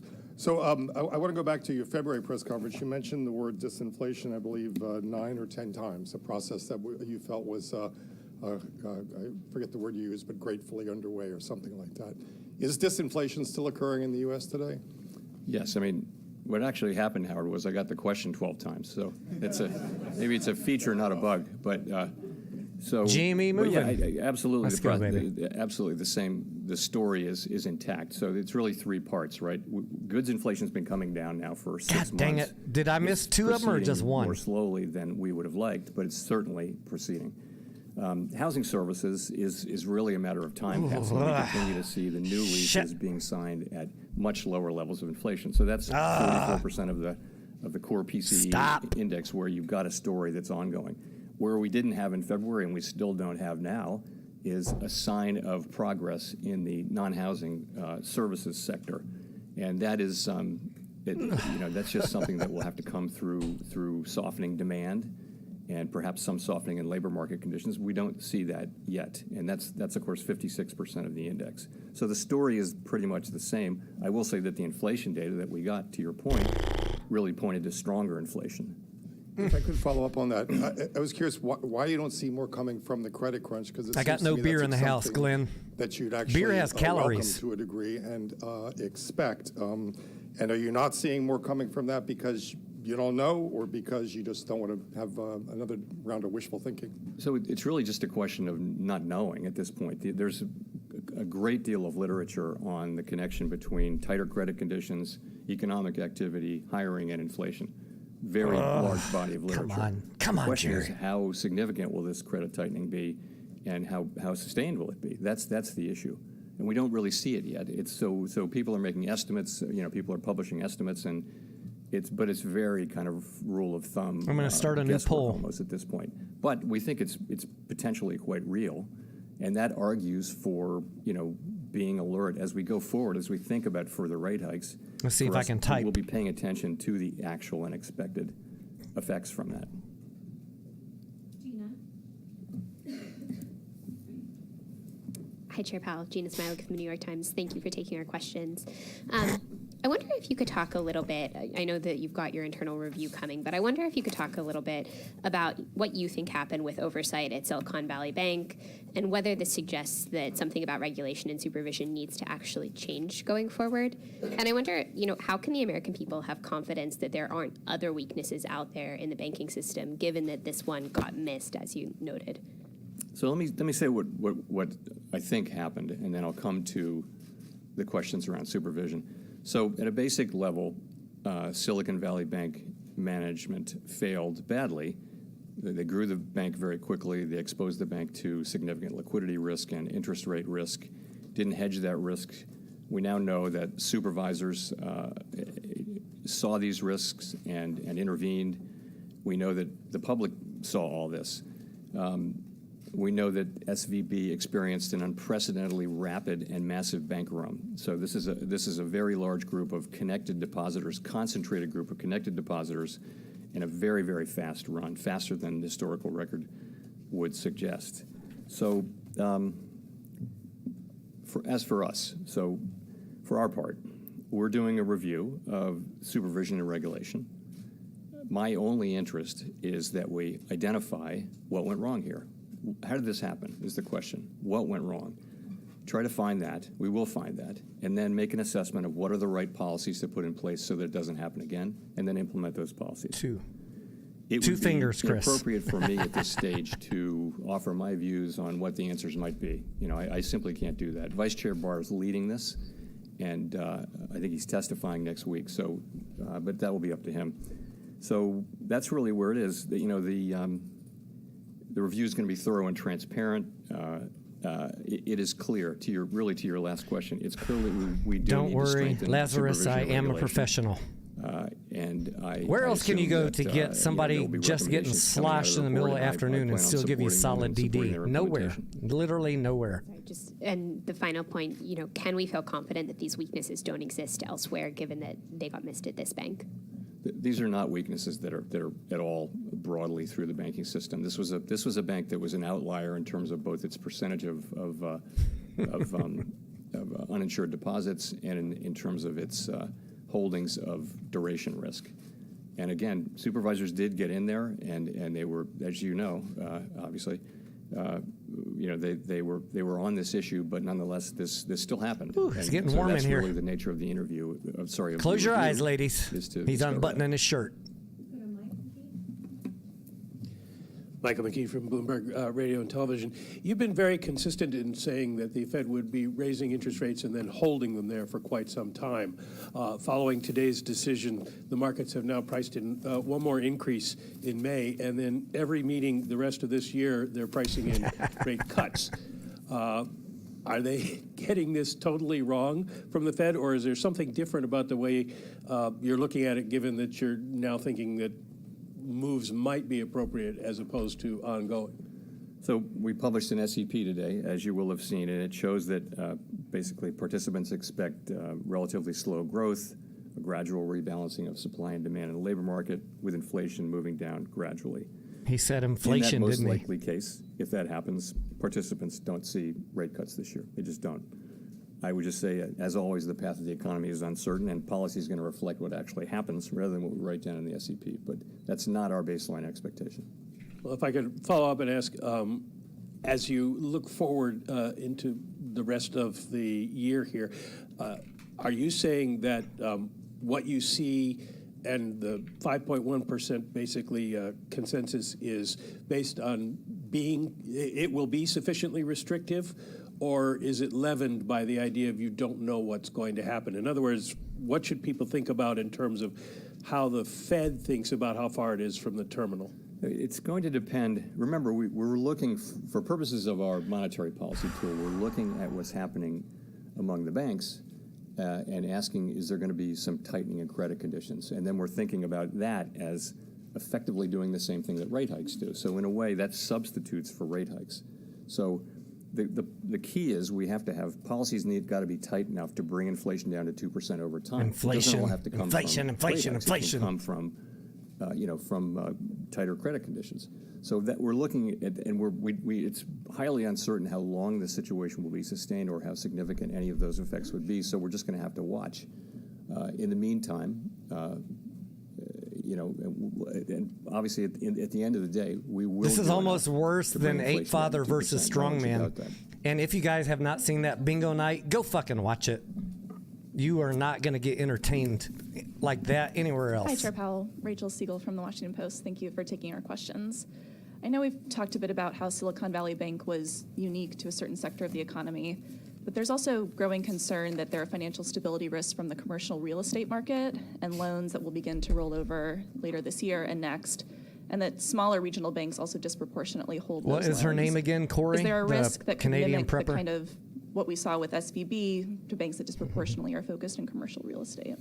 So, we're well aware of the concentrations people have in commercial real estate. I really don't think it's comparable to this. The banking system is strong. It is sound. It is SMK. resilient, It's somewhere in my well-capitalized. videos, but you have to search for Tony Denaro bingo. See that as at all analogous to this. And one other question, would you be open to an independent investigation separate from the Fed's probe? Strongman was mad that I got more views than he did. It was kind of funny. And outside investigations. Some guy and all I've never that. heard So, of got more we views welcome- playing bingo When a bank fails, than I did there on are my investigations. And my of debate course, with Ape we welcome Father. that. Thank you, Mr. Chairman. Edward Lawrence from Fox Business. Inflation has been rather sticky, so do you need help from the fiscal side to get inflation down faster? We don't assume that. We don't give advice to the fiscal authorities. And we assume that we take fiscal policy as it comes to our front door, stick it in our model along with a All million right, other things. GME's And, coming back down. Let's we look have at responsibility the for price SPY. stability. The Federal Reserve has responsibility for that, and nothing is going to change that. It's like a fucking mirror. And we will get inflation down to 2%. In Oh time. shit! He said inflation again. And if I could follow on that, but they're working, the spending that's happened is working against what you are doing, right? So it's prolonging inflation? Yes, it is. You have to look at Quit at spending the money. impulse from spending, because spending was, of course, tremendously high during the pandemic, and then as the pandemic programs rolled off, spending actually came down. So the sort of fiscal impulse is actually not what's driving inflation right now. It was at the beginning, perhaps part of what was driving inflation, but that's not really the story now. Come on, man. Hi, Chair Powell. Neil Irwin with Axios. Two questions about aspects of the government's response on Silicon Valley Bank 2 weekends ago. First, why is this new The bank SPY funding is just like facility, stop done loss under hunting. emergency Like they're trying to 13.3 take people out authority on as both opposed to sides. Expansion of the discount window, changing the terms of the discount window that's been around a long Up, time. down, up, And second, down, just can you knocking discuss you the Fed's guys out. role in the FDIC guarantee of uninsured depositors and why there's $143 billion on your balance sheet last week supporting that deposit guarantee? Sure. So 13.3 seemed like Victoria, I would suggest you go watch this Jerome Powell somewhere else where you don't want to be entertained. If you need to hear Jerome Powell speak, go to CNBC. Thank you very much. So we did it under 13.3. Really no And for magic to that, that. It's you're gonna only get- available you're in gonna get unusual blocked. and exigent Adios, circumstances. Victoria. It has to meet certain requirements. I ain't in the but it mood for seemed no to be bullshit. The right place. So With the FDIC, we're lending to the, in effect, we're lending to the bridge bank. So that's where the funds came from, and it's a loan that's 100% guaranteed by the FDIC. Don't fuck with Tony Denaro when he's had a shot or two. Thank you, Chris Rugaber and Associated Press. The SEP suggests one more rate hike, as does the change in the language in the statement, in which suggests that you're perhaps nearing the end of a cycle of rate hikes. Do you feel, though, that if inflation remains high, you'll be able to resume additional hikes as needed, or have you somewhat tied your hands here with these signals about rate hikes coming to an end? Thank you. Absolutely not. People are here to be entertained, Victoria. If we need to raise rates higher, we will. I think for now, though, we nobody gives a shit what Powell has to say. We already know it's 0.25 basis points. We know that 25 basis points. What else do you really care about? We're just here to drink, Victoria. On inflation. Lighten up. And we're lighten up, going to be Francis. watching to see what that is, and we'll also be watching what's happening with inflation and in the labor market. Inflation. So we'll be watching all those things, and of course we will eventually get to tight enough policy to bring inflation down to 2%. Oh shit. We'll find ourselves at that place. Hi, Chair Powell. Thanks for taking the question. Kyle Campbell with American Banker. I have a couple questions about the balance sheet. First of all, I'm curious at what point the financial supports that the Fed is extending through the discount window and through its enhanced lending facility might be at odds with the objective of reducing the balance sheet. And I'm also curious what your thoughts are on not just the availability of reserves, but the distribution of them throughout the banking system, and at what point my fucking lips are on fire from this shit for certain banks. So people think of QE and QT in different ways. So let me be clear about how I'm thinking about these recent developments. So the recent liquidity provision that has increased the size of our balance sheet, but the intent and the effects of it are very different from when we expand our balance somebody sheet else say some shit. Let's torch somebody up. Large-scale purchases of long-term securities are really meant to alter the stance. You think I care about subs? Somebody else say some shit, please. Down the rates, longer-term rates, which supports like honey to a fly. Channels we understand Come on, fairly well. I want to boot somebody else. The balance sheet expansion is really temporary lending to banks to meet those special liquidity demands created by the recent Slow tensions. down, you might get pulled over. It's not intended to directly alter the stance of monetary policy. We do believe that it's working. It's having its intended effect of bolstering confidence in the banking system and thereby forestalling what might otherwise have been an abrupt and outsized tightening in financial conditions. So that's working. In terms of the distribution of reserves, we don't see ourselves as running into reserve shortages. I'm gonna really piss her off now. What did she say? She said, "Quit over talking, Jerome Powell.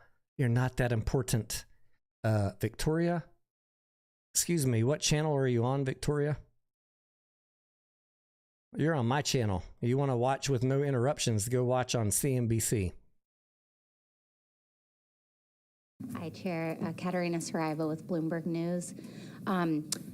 The minutes of the January-February meeting, the last meeting, indicate that you discussed the possibility of runs on non-bank financial institutions and the impact of large unrealized losses on bank portfolios. She's got a very nasally voice. Can you talk a little bit more about that discussion, kind of what was talked about in light of that? And then why didn't the Fed, do anything about that at that point to ultimately prevent, what happened this month?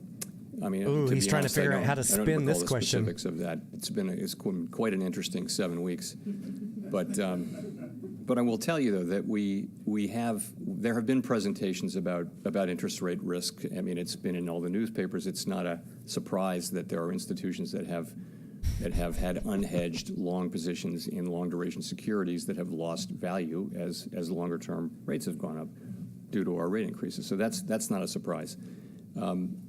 I think, as you know, as it is now on the public record, the supervisory team was apparently very much engaged with the bank repeatedly and was escalating, but nonetheless what happened. And so that's really the purpose of one way to think about the review that Vice Chair bar is conducting, is to try to understand how that happened and try to understand how we can do better and what policies we need to change. I mean, one thing is the speed of I'll come back to that, the speed of the run. It's very different from what we've seen in the past, and it does kind of suggest that there's a need for possible regulatory and supervisory changes, just because supervision and regulation need to keep up with what's happening in the world.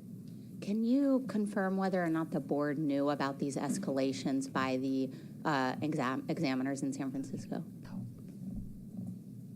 I will have to come back to you on that. Yeah, I don't know. Simon Urbanovich with The Economist. Thank you very much. Chair Powell, you've stated twice today that all depositors' savings in the banking system are safe. Are you saying that de facto deposit insurance covers all savings? Shouldn't Congress have a say in that? And just by way of example, if a bank with less than $1 billion in assets failed, are you promising to bail out all of its depositors? Thanks. Well, I'm not saying anything more than I'm saying. So, but what I'm saying is you've seen that we have the tools to protect depositors when there's a threat of serious harm to the economy or to the financial system, and we're prepared to use those tools. And I think depositors should assume that their deposits are safe. Go to Greg Robb. Thank you, Chair Powell. Greg Robb from MarketWatch. I was wondering if you could give us a little bit more color. You gave just a little bit of color. You said during the first week of the Silicon Valley weekend, you said the question you guys asked was, how did this happen when you saw Silicon Valley Bank? So I was wondering if you could go to the Credit Suisse merger. I mean, wasn't that the big gorilla in the room? That's the first Credit Suisse we heard in this, right? When that merger happened? Thanks. That should have been the key word for the shots. That would have been safe. Government. We, of course, were following it over the course of the weekend, and we were engaged with their authorities in the way that you would expect, all the ways that you would expect. Thank you, Lucy. It seems to have been a welcome, everybody from outcome in the Webull. sense Fucking that, hit the subscribe button, guys. The transaction was agreed to, and it has been, the markets have accepted it. You are never going to find a place where you get entertained with so much factual due diligence as this channel. There was a concern that it might not go well. So who would not love drinking with fact-based fucking DD? So far. You can love me and hate me at the same time. I don't care. Hi, thank you, Chair Powell. Nicole Goodkind with CNN Business. In the summary of economic projections, the FOMC sees the unemployment rate increasing to 4.5%. What we will do is make some money together. I'm wondering how you anticipate Nicole, preventing this from snowballing. You need to re-highlight your hair, using the lady. admittedly blunt tools at your Those disposal. highlights, it's like at least 3 weeks since you've been touched up. Of what will happen as demand slows and as conditions soften in the labor market. And it's a highly uncertain estimate. And I mean, there's really, we have to bring inflation down to 2%. Inflation! The costs of bringing it down, there are real costs to bring it down to 2%. 3 weeks, highlights highlights. Are much higher. Come on, Nicole, you're going to be on national TV. I'm sure you have. Go to the fucking hair salon. If the central bank doesn't get inflation back in place, get inflation, make sure that... Come on, Jerry P., stop it! You can have a long series of years where inflation is high and volatile, and it's hard to invest capital. It's hard for an economy to perform well, and we're looking to avoid that. And, he just and to get back to where we he need just to be, like back to where we were 4X for a me in quarter 30 century, seconds. and get there as quickly as we can. But I guess the question is, historically, it's hard to... Nicole, you're on national TV. Tell your husband to send you to the fucking hair salon, Nicole. Come on. Historically, it's been hard to contain unemployment, and the question is, do you worry about some sort of snowball effect, and how do you factor that into your projections and your thoughts? It depends on whether so recessions tend to be nonlinear, and so they're very hard to model. You know, the models all work in a kind of linear way. If you have more of this, you get more of that. But when a recession happens, the reactions tend to be nonlinear, and that's so we don't know whether that'll happen this time. We don't know. If so, we don't know how significant it will be. And so, we're very focused on getting inflation down. Because we know in the long run that is the thing that it's a good thing I'm a grown adult. The people we serve. That's how we can have a long we've had very strong labor markets through There's these no better long way to expansions that we've watch had. the 4 Fed of the 5 longest, or 3 of the 4 longest FOMC expansions meeting in than US on the history Tony Denaro have channel. been Am I wrong? Really since If I'm the high wrong, inflation period. thumbs And the down reason in the was channel. Inflation wasn't Oh, forcing come the on. central 2 bank more to come in inflations? and stop an incipient or an expansion. You can have very, very long expansions with Thumbs down if you hate this channel. We had several of those, and they're very good for people. You see late in an expansion, you see low unemployment, you see the benefits of wages going to people at the lower end of the wage spectrum. It's just a place that we should try to get back to. Woo! Thumbs down, please, if you hate this channel. Well, Jean Young with Thumbs Market down. News. I just wanted to ask, with I all the just wanted events to of the ask. past 2 weeks, do you still see a possibility of a soft landing for the U.S. economy? It's too early to say really whether these events have had much of an effect. It's hard for me to see how they would have helped the possibility, but I guess I would just say it's too early to say whether there really have been changes. Goat says thumbs down. The question will be how long this period is sustained. The longer it's sustained, Adios, motherfucker. then the greater will be the Bye, Felicia. the likely. Who else? Who else fell for that shit? Any other suckers? Or tightening in credit standards, credit availability. So we'll just have to see. I do still think, though, that there's a pathway to that. I think that pathway still exists, and only one sucker fell for it.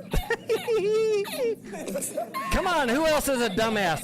Hi, Thumbs Ted. down if you hate this Commissioner live Benson stream. With Marketplace. Just wondering how many financial institutions have been issued matters requiring attention or matters requiring immediate attention citations at this point? how many? I don't know. But those are serious regulatory, in particular immediate attention. And I guess there were 6 of them. So. And getting to you guys know how many people I block a day? You would be amazed. You would be amazed how many people I block per day. Take them seriously. How will you? It is laughable. That is a great question and is right in the heart. Scarlett gets excited by how many people I block per day. She comes home, she's like, honey, how many people did you block today? I think that's what you think about. What can we do to make sure? But again, that's not for me to answer. Send us the hate. I love it. But if I did, I wouldn't share them. Send me your fucking shilly comments. I really, this gives me strength. Going on. No, and, it's when I know I'm doing my job right. I want nothing other than us to find out what happened and why, figure out what we can do to do better, and then implement those changes. That's all I want. It's for me to be giving you my half-formed, why the index falling off the cliff right now? This is what we call just isn't appropriate. stop-loss hunting. There's a real serious review going on with people from all over the Federal Reserve System who are not connected to this. To this. Scarlett comes home. She's like, not connected to this bank. What? And under again, Vice Chair you Barr's blocked leadership. 12 people today. Oh my God, baby, come here. Thank you, Chair Powell. Jennifer Schonberger with Yahoo Finance. Curious, how do you view financial conditions right now? If credit becomes expensive enough, choking off growth, as you said. Who else hates this channel? Would that if you hate this situation channel, warrant thumbs a down rate right now, cut? please. What situation would warrant a rate cut? And have the bank failures prompted any discussion around changing the implementation Please tell me you of the hate this balance channel sheet right runoff? now. Thank you. Fess up. We haven't really talked about changing. It's the just a balance matter sheet, of time. Just fess up. implementation. If you hate this channel, That's fess not up. something we've discussed yet. As I mentioned, Hulk Hogan's we're gonna always willing fucking to wreck change your that ass if we conclude that when it's this appropriate, shit but we're really not squeezes. seeing any signs there. Sorry. Then the question before that was Just get it over with early. Hand me Curious that mic. how Oh. you view financial conditions now, and if credit were to tighten enough, if that would prompt a rate cut. That girl's got a little bit. She's a little bit high on the blush. Hang on. Financial conditions seem to have tightened. Let's rewind. Probably by Let's rewind. more than the traditional indexes. Let's rewind. Seriously, how will you enforce No, them? not you. That is a not great question you. and is Let's right get in the back to the girl with the big What blush. situation would What is warrant up a with rate that cut? blush right there? And have the bank failures prompted Has your any boyfriend, your discussion husband not around told you changing that's the too much implementation blush? Of the balance sheet runoff? What the fuck are you doing? So we haven't really. You're on national TV, lady. Come on. Lending conditions. So we think Anybody's going gonna to call you there are out for other that measures shit. which, if they're focused on, bank lending conditions and things like that, they show some more tightening. The question for us though is, how significant will that be, and how long is this shit gonna go on? What will be the duration of it? God and damn. Then, once you know Too that, much blush. there's a fair amount of research about how that Make it broad blend. uncertainty bands, how that works its way into the economy over what period of time. And so, so we'll be looking to see the first part of that, like how serious is this, and how does it look like it's going to be sustained? And if it is, it could easily have a significant macroeconomic effect, and we would factor that into our policy decisions. I mentioned with rate cuts, rate cuts are not in our base case, someone says her blush was fine. Well, I mean that is a matter of opinion. Thank you very much. Thank you very much. Thank you very much. I don't want to see noticeable blush. I do not want to see noticeable blush. Let me mute this shit before I get demonetized. All right, ladies and gentlemen. I hope you were entertained.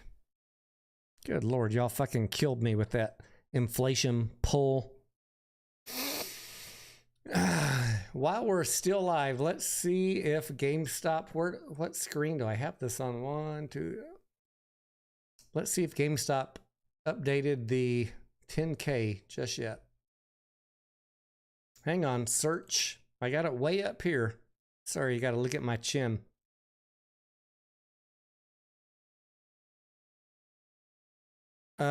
Still no 10K from GameStop. What the hell?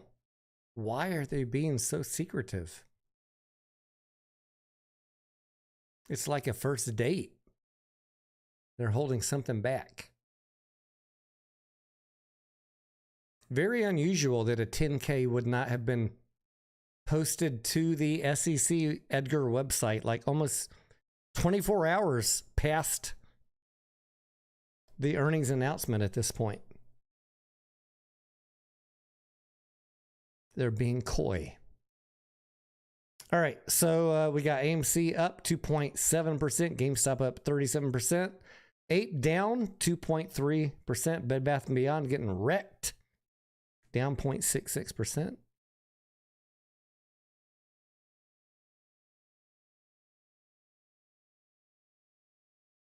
Let's see what the comments say. 1796.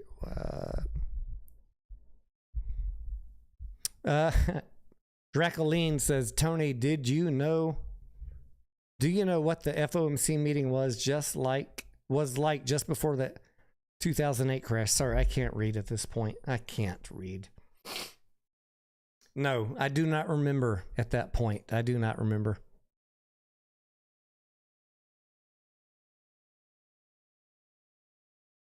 All I remember is basically in 2008, we all lost our ass. That was not a great year for me, you guys. I'm just being straight.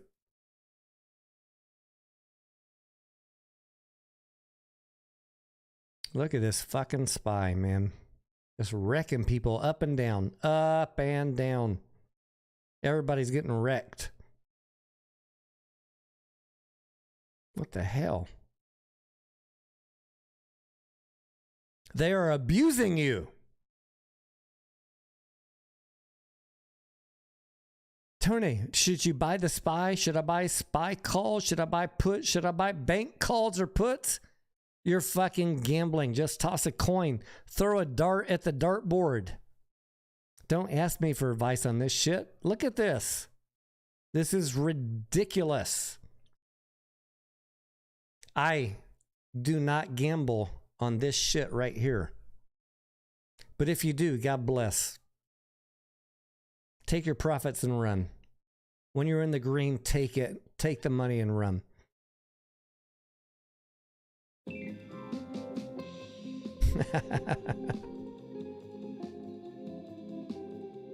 Smooth Operator, member for 7 months. Thank you, amigo. Clark Barwick, what's up with Clark and Julie? If AMC goes to 500 share, how many shots will you take? Clark, I'll drink a fucking bottle if we go to 500 a share. Clark, we will... Clark, I'll fucking... No. Let me just shut up, Clark. Party in Vegas on me if it hits 500. Clark, come on. We're a long way from 500, Clark. We're at $4.54, up 2.95%. GameStop, what are we doing? GME still up 30%. Very nice on the day. Let's go to the 5-minute.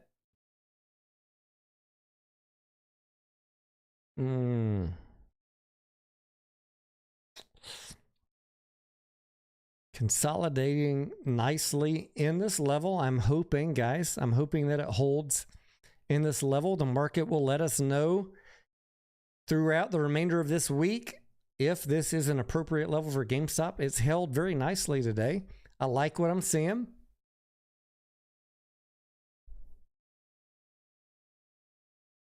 There's a lot of people that are going to hate on this shit. But respect. I mean, this company made profits. What? All the hater channels, all the fucking GME haters. What can you say about a company that has no debt and post a profit? You can't say shit. They fucking delivered. They deserve this price. Is it overvalued? I don't know. But you got wrecked. If you were negative on GameStop, you got wrecked and you deserve it.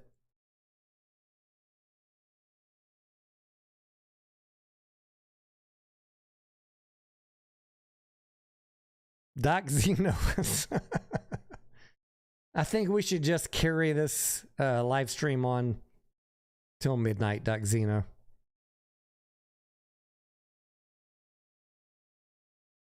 All right, Jerome Powell's done, but I still have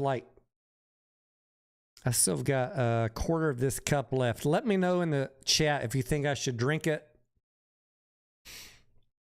And if you hate this channel, if you think I'm a bear, if you think I'm a shill, if you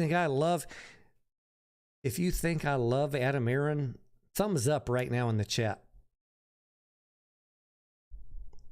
Do I love Adam Aaron? Thumbs up in the chat if Tony Denaro loves any fucking CEO. Let me know if I'm shilling for a CEO. Let me know if I'm paid by any company. Please, thumbs up right now.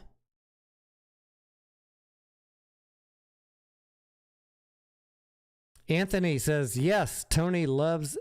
All right, Anthony. Oh, I'm sorry you said that. Where'd it go? Where'd it go? I'm looking for the troll tab. Oh, Anthony. We're going to play the drums before we boot you. Guys, give a torch for Anthony. He's about to say sayonara. Guys, trust fucking no CEO. No CEO cares about you. Don't love any CEO. Don't decode their tweets. Anthony, it's been nice knowing you. Anthony, don't ever trust any fucking CEO. I wish, we're going to have a long YouTube career here.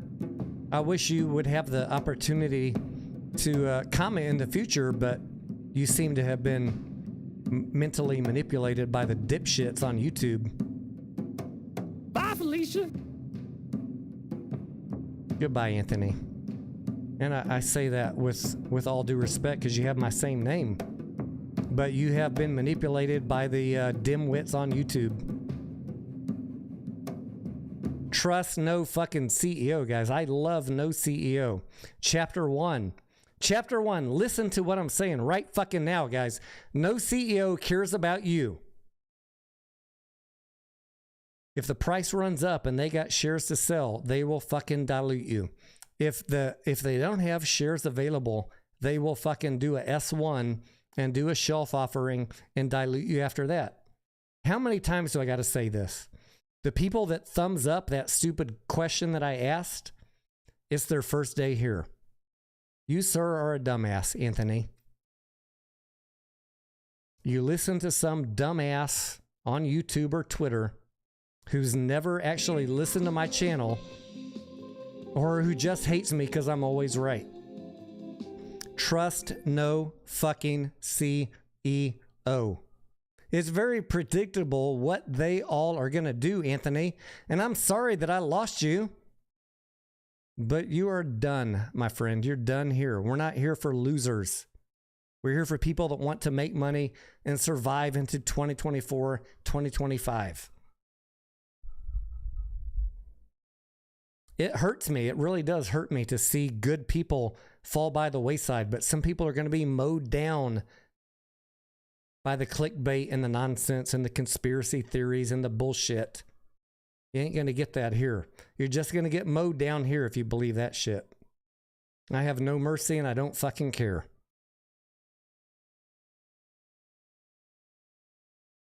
If you believe that shit, you deserve what you get. That's all I'm going to say. Does that rhyme? If you believe that shit, you deserve what you get. It does come in a rhyme. Feel for real. Can we get a song? If you believe that shit, you deserve what you get. Where's Feel for Real?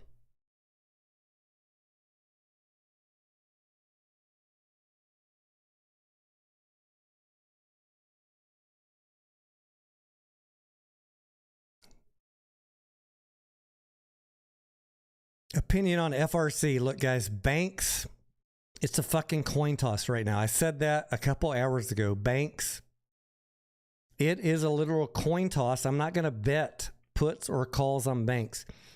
If you choose the right way, more power to you. It's a fucking coin toss. I mean, you may as well bet black or red on, go to Vegas and bet black or red. I don't fucking know.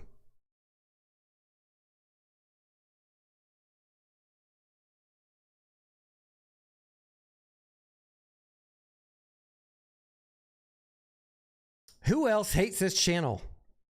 Let me know if you think Adam Aaron is selling out retail. If Adam Aaron, let me know right now if you just joined, if you think Adam Aaron defaulted on his fiduciary duty. If Adam Aaron disappointed you on his fiduciary duty to deliver you a MOAS, let me know right now in the chat. I want to hear it. Thumbs up if Adam Aaron let you down on fiduciary duty. Please, thumbs up.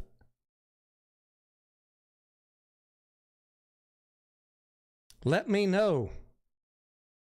All right. Hey, Animal. Hey, Animal says Adam Aaron let us down on the fiduciary duty. Hey, Animal. Give me some torches for Hey, Animal. Hey Animal thinks that it'd be better for this company to go bankrupt than Adam Aaron to take care of this company, make sure it doesn't go bankrupt. Hey Animal, I'm gonna miss you. Bye, Felicia. Adios, amigo. You know, I would not kick people except nobody ever comes back. I've got a 18-month history. You know how many people have ever come back and said, you know what, Tony? You were right. I'm sorry.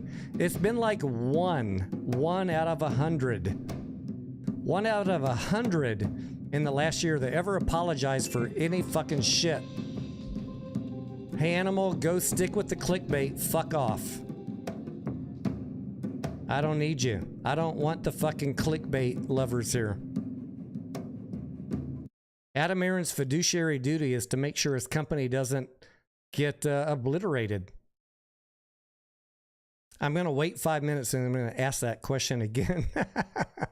The more people we can kick today, the better this channel will be over the next 5 years. I'm not here for fucking no Reddit clickbait nonsense. These fucking paranoia. I'm going to chat GPT, write a lawsuit. I'm going to... the original lawsuit against AMC, I guarantee you, it's so fucking kindergarten, it was written by GPT. And I don't care who the fuck I piss off. I really don't care. You are fucking kidding yourself. You've never been right about anything. I know you're listening right now, and you're going to make a video about it tomorrow, and I don't fucking care. Because you've never been right about anything. Go ahead and decode some more tweets for us. Let us know why should we buy Highcroft at $3? You're a dumbass.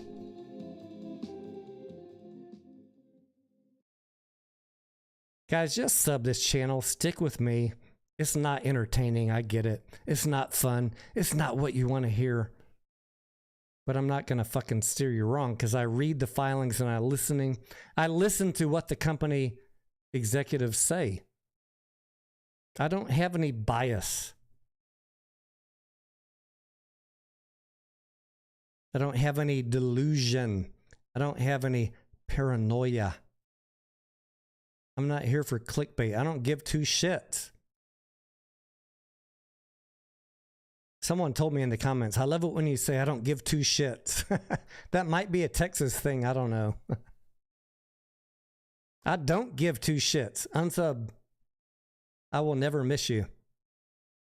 I don't fucking care. The people that want to be in the market 1 month from now, 5 months from now, a year from now, you're going to be subbed to this channel. That people like the clickbait and the fucking conspiracy shit, you're going to be broke. You are going to fucking lose.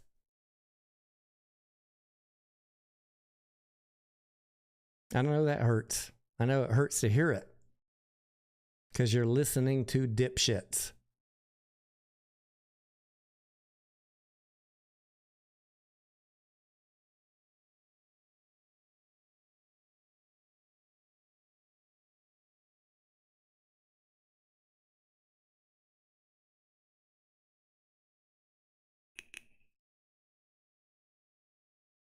And I don't mean that in a difficult way. God bless them. They believe what they believe, but what they believe is, frankly speaking, as we say in Texas, wrong.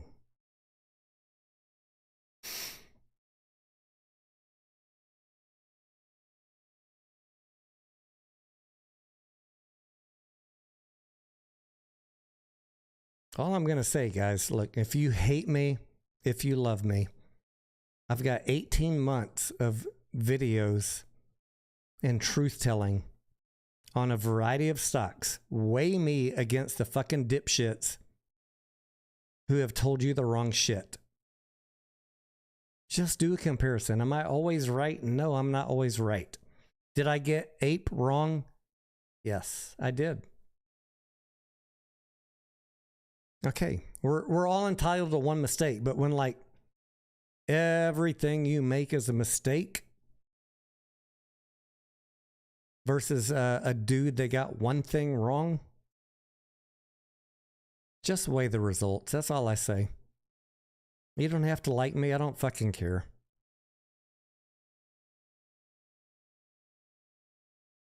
Weigh, what is the word they say? The preponderance of the evidence?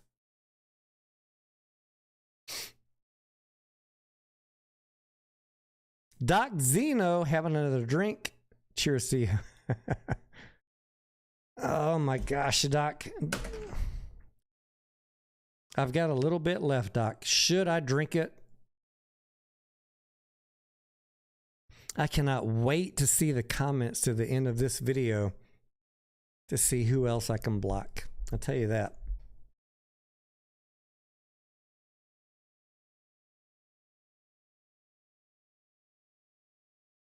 Scott K says, real men can admit when they are wrong. I will always admit when I'm wrong, Scott K.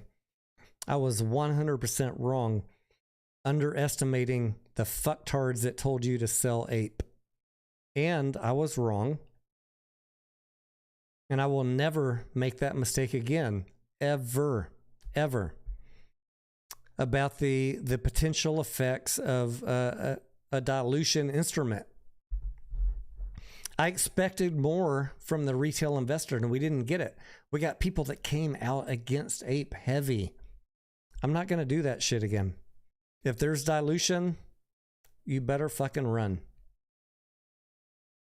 That's not a popular message. I get it.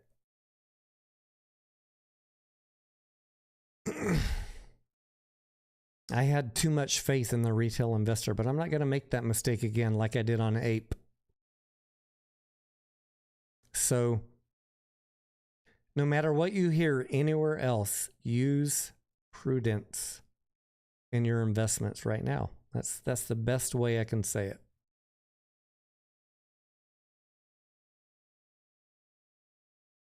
Stanley says, was I pumping prog? Stanley, all right. Can I get some torches for Stanley? I'm not in the mood today, Stanley. Stanley says I was pumping prog. The drums are running. You guys vote. Stanley, we've had a long, friendly relationship, but you crossed the line today, my friend. I hope to never see you again. Bye, Felicia. Chinga tu madre. I'm merciless today. Keep on. Come on. Keep it coming.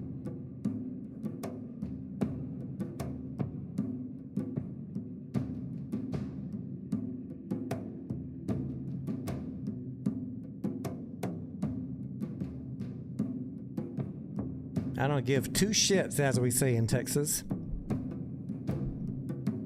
I want people who have actually listened to this channel. I never one time pumped Progenity. Progenity Bior was always a momentum trade. It was an absolute piece of shit. And Stanley, you can go fucking... What did they tell you to do? Sufyan? Sufyan, don't say it. Sufyan.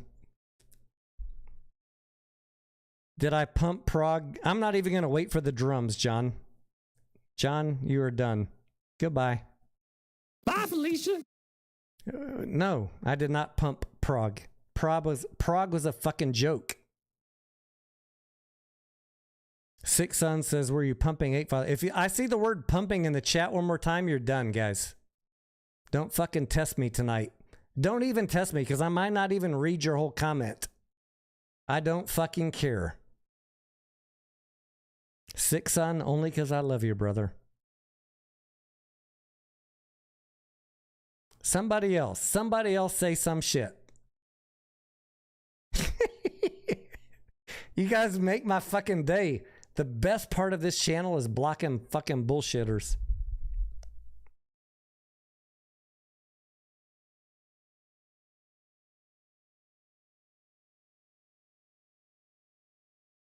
Candace says, am I the only one who can't hear? No, you're not muted. I have no way to mute you. You need to unmute the tab. I can block you. I can't mute your audio. No.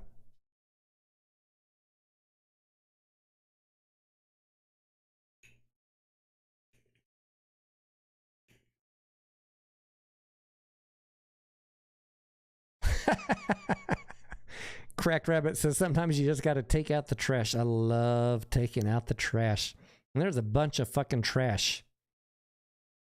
There's a bunch of fucking trash on YouTube. There's a bunch of fucking trash listening to other channels. It's fucking conspiracy bullshit channels. I will take out the trash 24/7. Because you know what? The trash is not going to be here 12 months from now. The trash is going to be broke. Those of you that want good DD, good financial analysis, good 30-year understanding of what fucking companies have to do to survive, you will survive this market. You will survive this down market. The trash is going to see itself out the door. I have no concerns about them. They can say whatever they want about me. If they're not already stopped making videos, they will quit making videos when they go broke. And I don't fucking care. And that is sad. It makes me sad. The olive branch is always out, but when you're talking shit,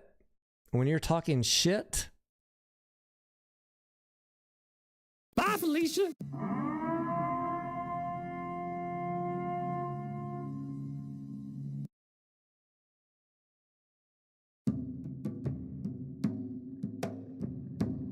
You're never going to survive.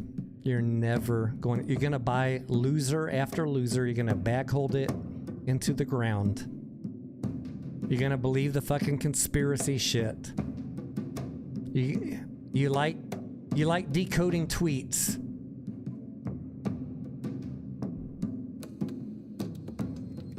Karen,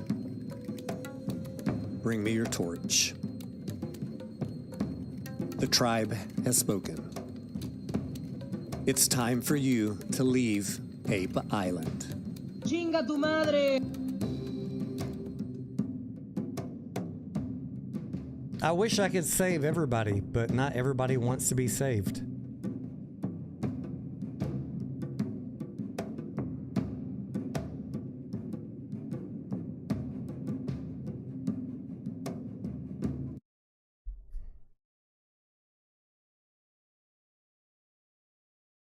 What do I think about Thomas James? Anya says. Thomas James, he's an interesting character.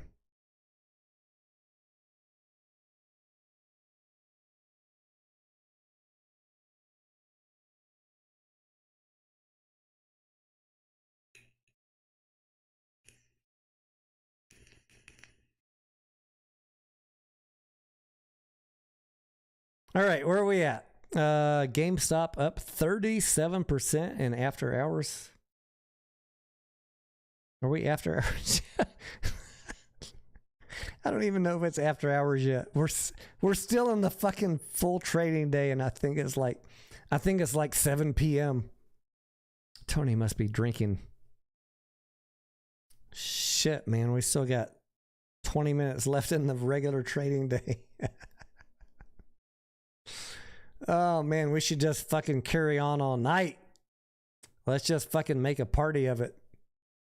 AMC up 1%, Ape down 1.5%, Bed Bath & Beyond down 1.6%. Latina Heat. Wait, who's giving me Latina Heat? 6 Why did I just get a text from Benzinga? What the fuck? Let's fucking go, Russell.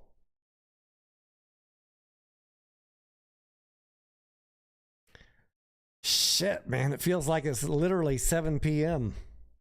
Jerry Powell got me fucked up. I think we should just roll. Maybe we stop this and like invite a couple people on for like a no holds barred live stream. Would you guys like that? Just let anybody come on, except the haters. Fuck the haters. But anybody that can have, whether you agree with me or disagree with me, just come on and say what you want to say. If you've ever talked shit about me, you're never invited. No, you already, you ruined your invite. But if you have a due diligence difference of opinion, you're always welcome on this channel. If your default is personal attacks, you will never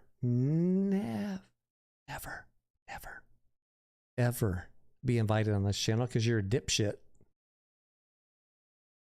But if you can have a reasonable debate based on due diligence, I'd love to talk with you on any ticker, MMTLP, GTII, AMC, GameStop. Let your heart go wild.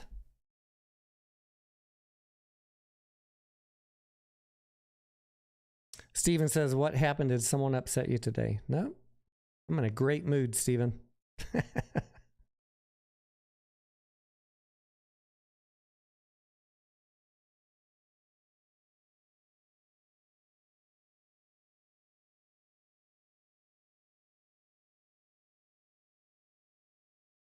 You know what I'm mostly tired of, Steven, is people making videos for clicks. Flip-floppers. I'm going to call them the walrus because they flip-flop.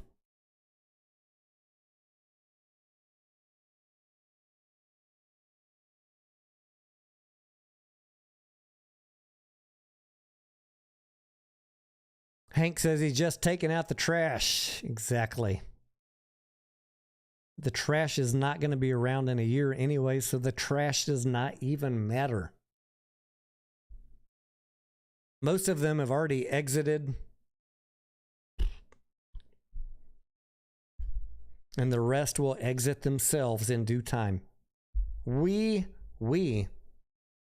are going to be around a long time.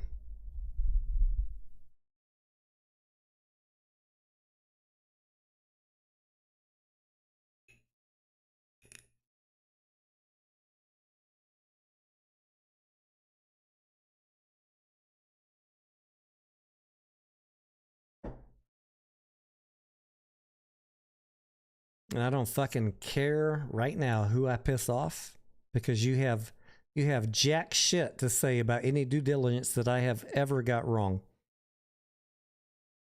Other than ape. Other than ape. I got that wrong. I admit it. I misunderestimated. Is that a word? Sounds like a George Bush #2.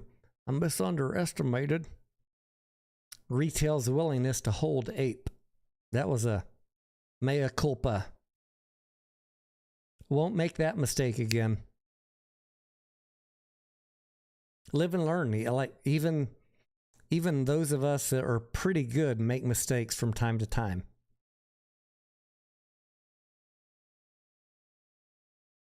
But everybody's got a big butt, Dottie. No, that was not a very good Pee-wee. Everybody's got a big butt, Dottie. That's still not a good Pee-wee Herman.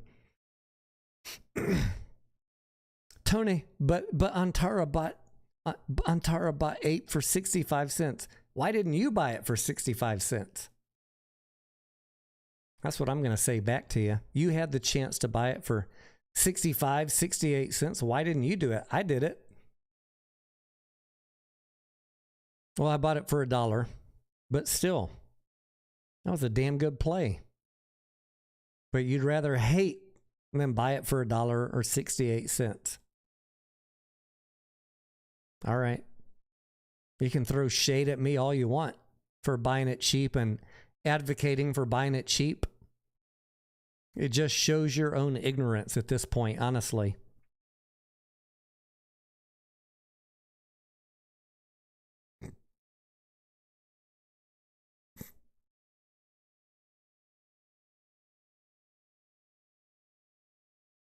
Nick M says, how much money should be the goal for Adam Aaron to raise in the next dilution? Nick, I think if I was on the board, if I was in that executive suite, Nick, I would want $2 billion in cash on the balance sheet.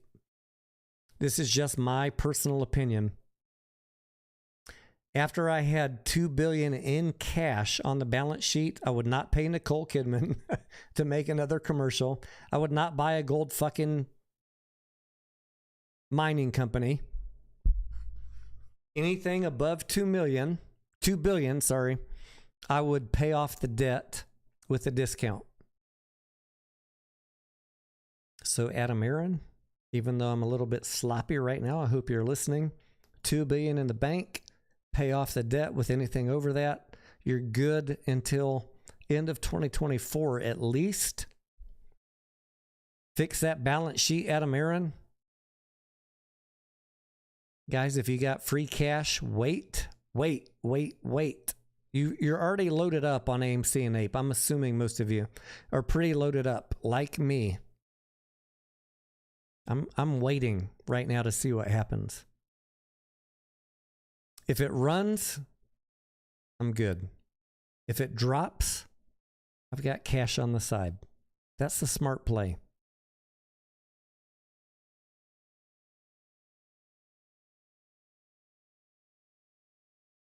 I cannot tell you what's going to happen. I don't know.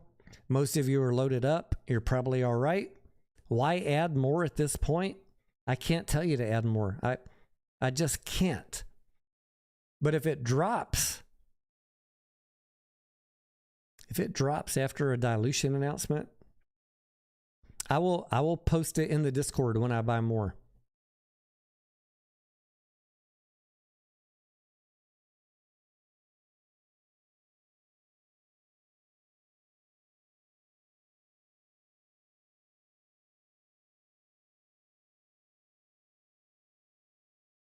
GameStop was a fucking fantastic example of what happens when you have no debt and you post positive earnings.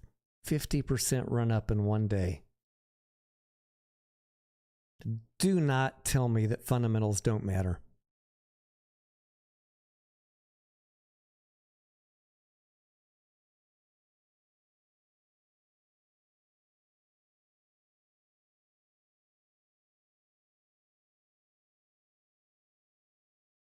Fidget Spinner says, how would $2 billion affect the squeeze prospects? Look, this has been no secret on this channel. Dilution. We know what happens with dilution, right?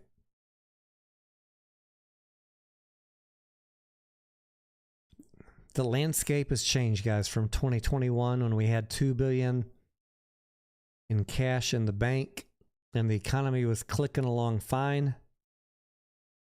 You're going to have to change your mindset.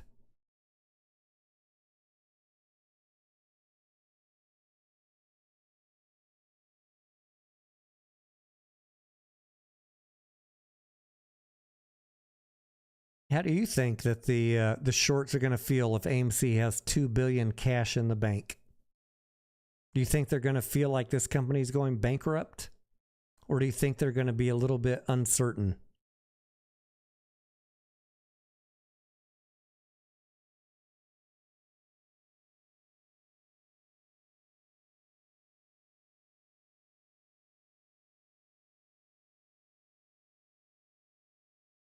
Israel says, have you tried the tequila I told you about? Terra Mana. I have not.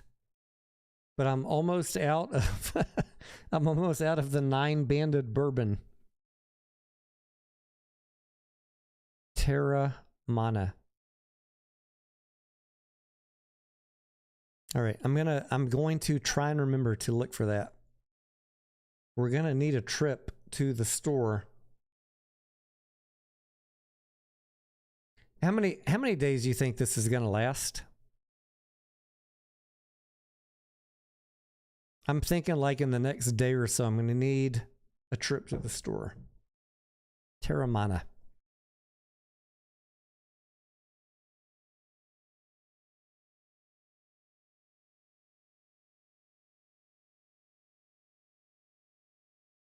Paulo says, what I fear is a reverse split. I do not fear the reverse split, Paulo. Paolo. I do not fear the reverse split. What I think that you should be legitimately concerned about is dilution. It's not like we are reverse splitting to not get delisted. We are reverse splitting to capture more higher price when they dilute. But the dilution, you should be legitimately concerned about. That's fine. That's fine if you're concerned about that. I'm concerned about it.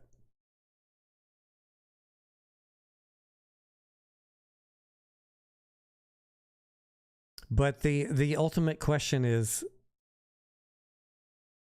what do you think is going to happen next year with this company? Do you think the domestic box office is going to go up? Do you think popcorn sales are going to be effective? Do you think credit card sales are going to be effective?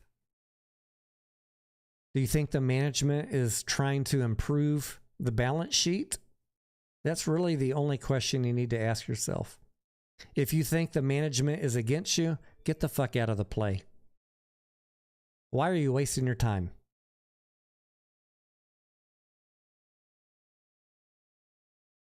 Why? If you're still here and you think they're against you, then I gotta say, you know,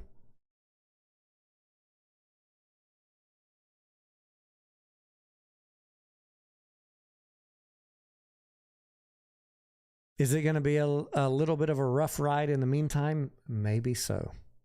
Maybe so. If it drops on a dilution announcement, hopefully you're intelligent enough to save some cash. Just like when you should have bought APE at 68 cents. Hopefully, if there is a dilution and a price drop, you will be intelligent enough to buy it then. I don't know what else to say to you. If you bought APE at 68 cents, you could have tripled or quadrupled your money in the last 2 months. But you wanted to listen to the haters and the doubters and the Adam Aaron is corrupt. You've had ample opportunity to make massive money on this play. If you were listening to people that were not trying to short this company and kill it.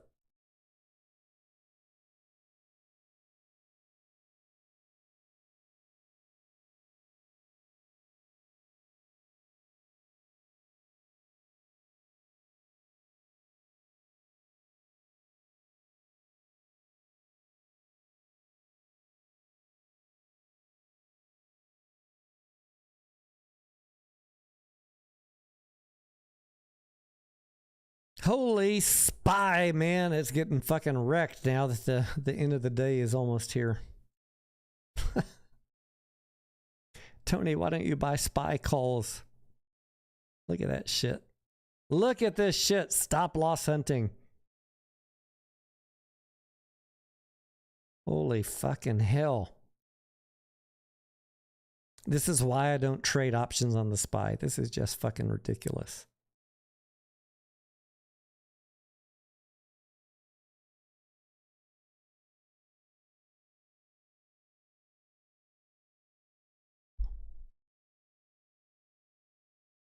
Steven says 88% of people in this play made the right choice. And Steven, I would say that 97.45 people make up statistics on the spot.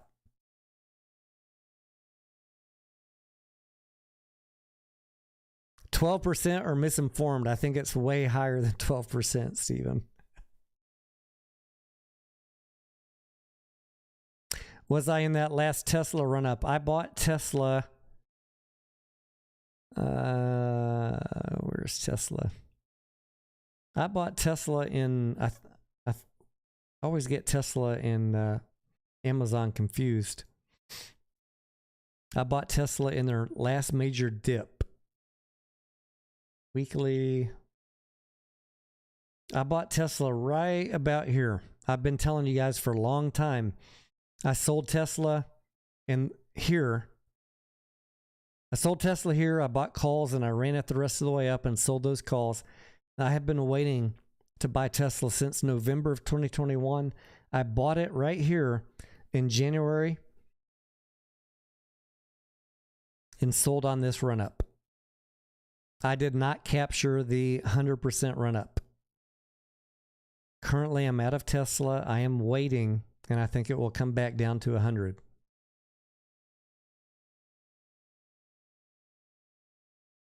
That's where I'm at with Tesla. I'm waiting.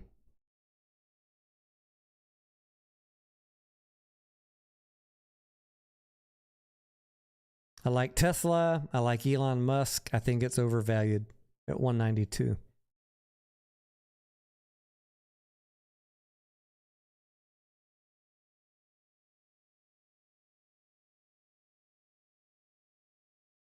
But what do I know? What do I know? I'm always wrong.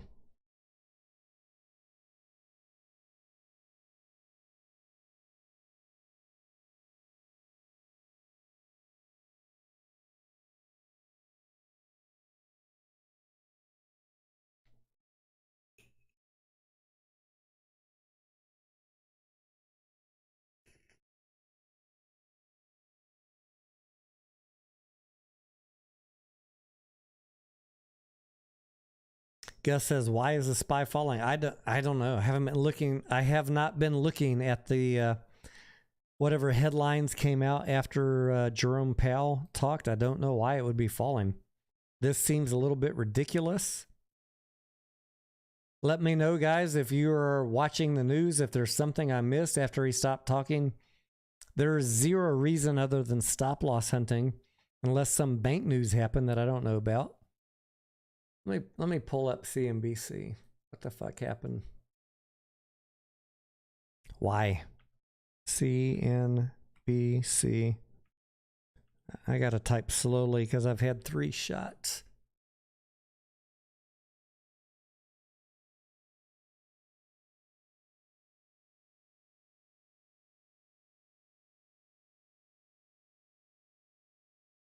I don't see anything.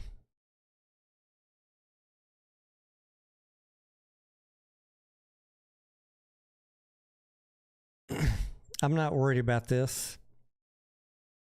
402 to 392. Holy fuck. They're just wrecking people on their options.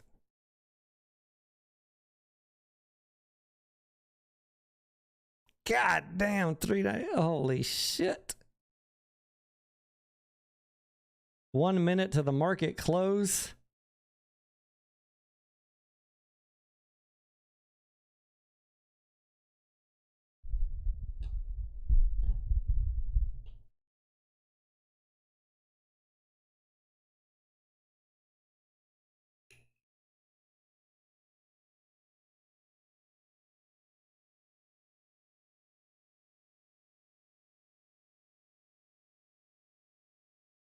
SMK says, is it wrong to consider a stock price prior to a split? I'm not sure what you mean by the question.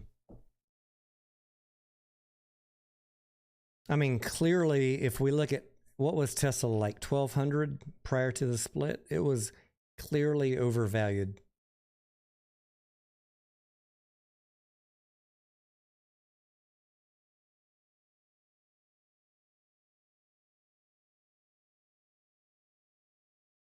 I think it's about time that since Jerome Powell is done talking, maybe we should lower the desk and sit down. I'm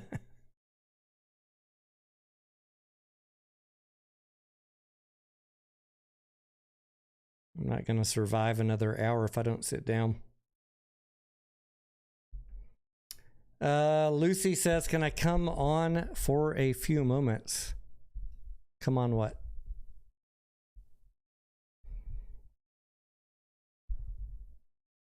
Lucy, are you in my Discord?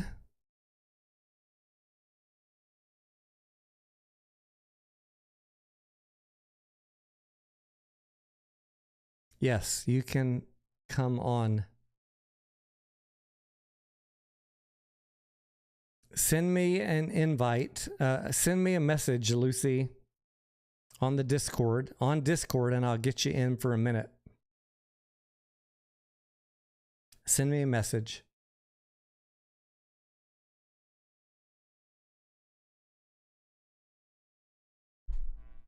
All right, let's sit down.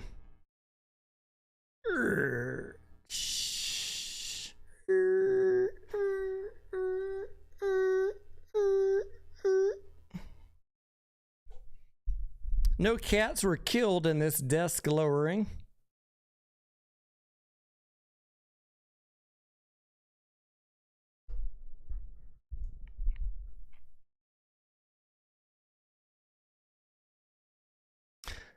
All right, Anya says the markets erased gains in the final hour after JP said there won't be a case for rate cuts later this year, contrary to what the financial markets expect.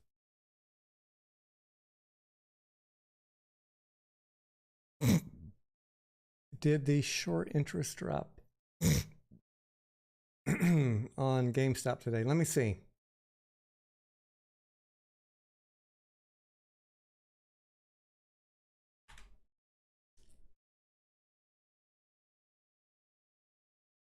GME.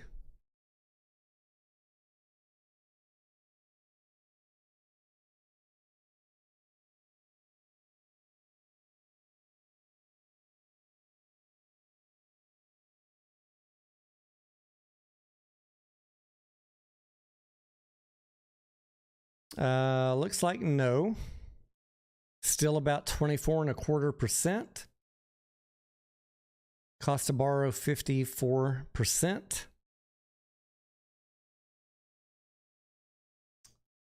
Looks like no.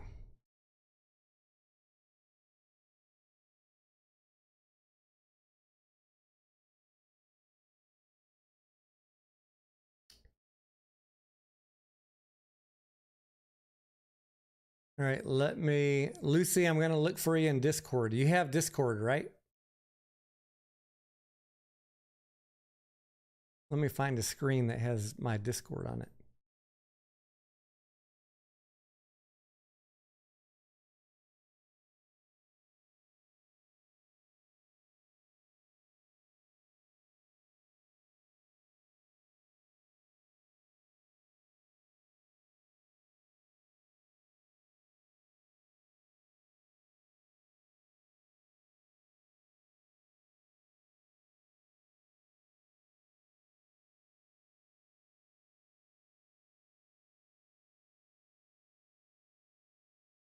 I'm looking for Lucy. I don't see her yet.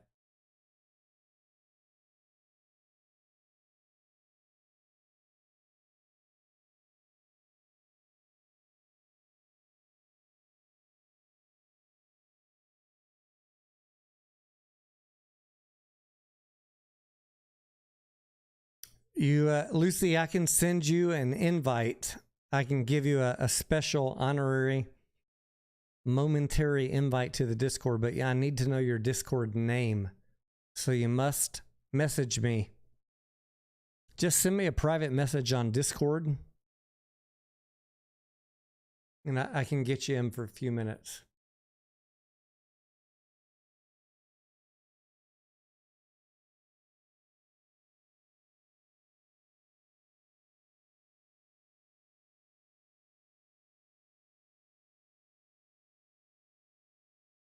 All right, the SPY closed down. Holy fuck. 1.68%. What a fucking rout on the day.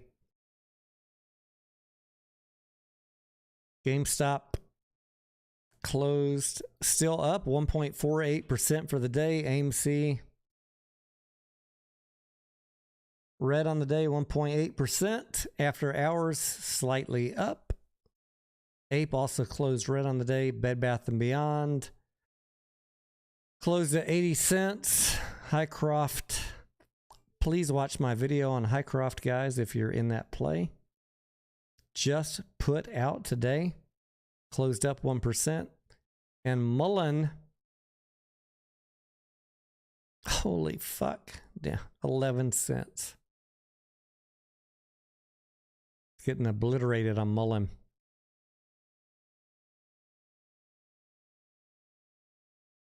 Chris James says, any crypto projects you have some interest in outside of ETH? No. Ethereum and Bitcoin is where it's at right now. That is all I'm looking at.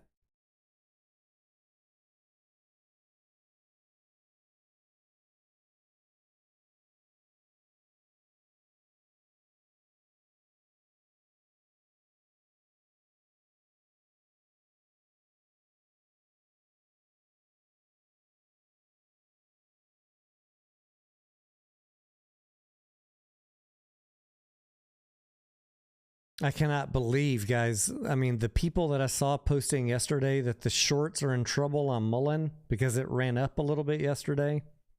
Stop. Hard stop. Hard stop. Real talk moment. When you are faced with a company that has no real revenue and a dilution up to $5 billion, do not think that a 1 penny increase in a stock is the shorts getting in trouble. It's 11% short interest. There is zero chance in Mullen that the shorts are scared. Like, let's fucking call it what it is.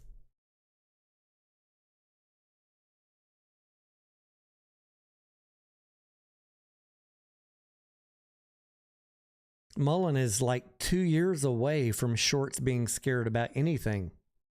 That's just like the hard truth.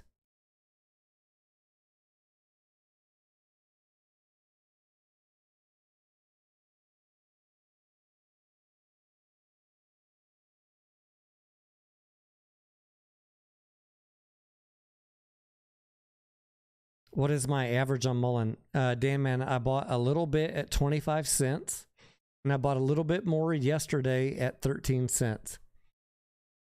When I bought at 25 cents, Dan, man, I said in the Discord that I expect to lose 50% of that, but I was a man of my word, and I said that if it dropped to a quarter after watching it for 2 years, I would buy it at 25 cents. But you know how much I put in at 25 cents, Dan? That much. They're going to reverse split. It's going to keep going down because it's a no revenue company. I don't care what anybody says about Mullen. I don't care about any press release they put out. Build some fucking cars.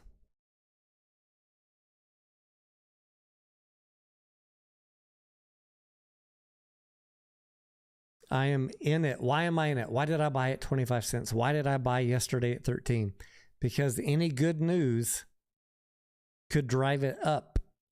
That's just like a momentum gamble.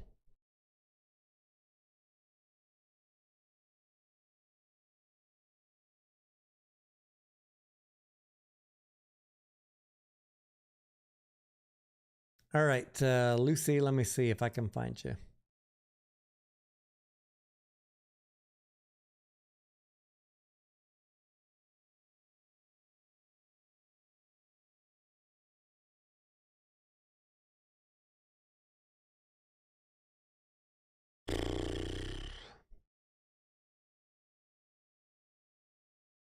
I do not see you, Lucy.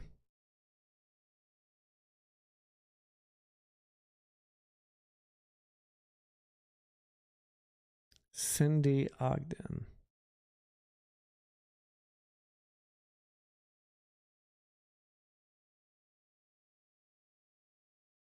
Wait, let me check pending. Let me check pending.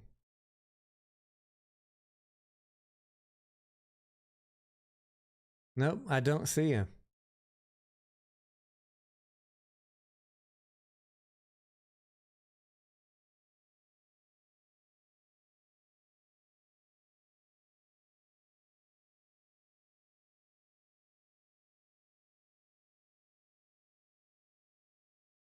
Massive blast at a phenol chemical plant in Pasadena. Oh no.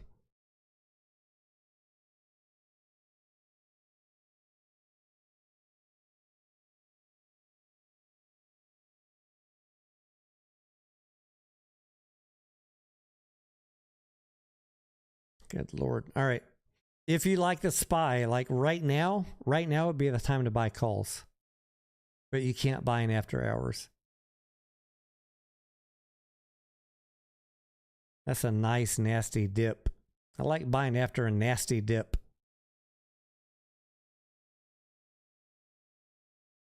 Unbelievable. Unfucking believable.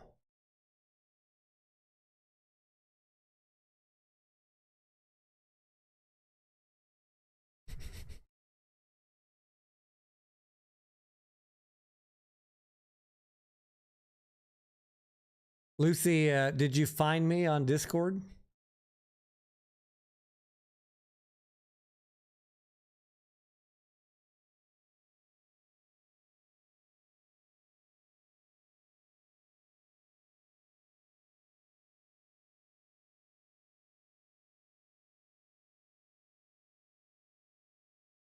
All right, I've got like half an ounce left of this shot. Fisher says, killed it on the puts in the last hour. Booyah. Love it. If you made money on that, fucking rock on, man. Honestly, I'm surprised at that route in the SPY after what Powell said. But if you have the balls to short it or buy puts at that point, that's why I don't do that shit. But congrats to any of you who made money on that. Good Lord, that is nasty. Look at that.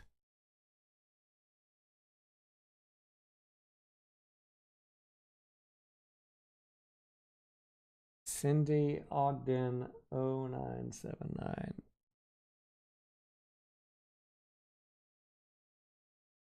You're going to have to send me an invite because I'm like, I'm past the point of trying to find people on Discord at this point. Jeffrey Jones, what's up? Bounce tomorrow? Maybe. I mean, it was not bad news. Let's be honest. This was not bad news from the Fed. Quarter point rate hike and signaling that they're going to slow down. Tomorrow could be a good day.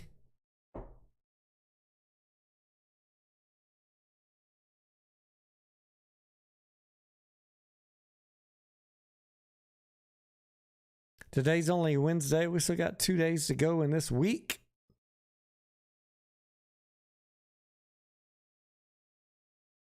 Jeffrey says, is this the pivot? Is it? is it.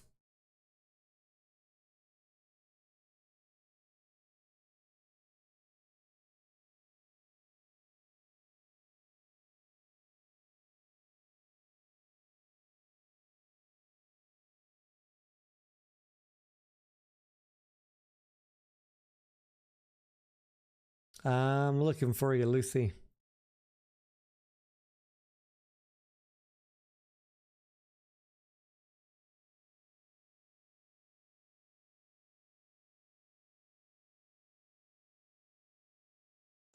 All right, guys, I have not eaten yet today, and I think if we're going to do a live stream later tonight, which I think would be fun,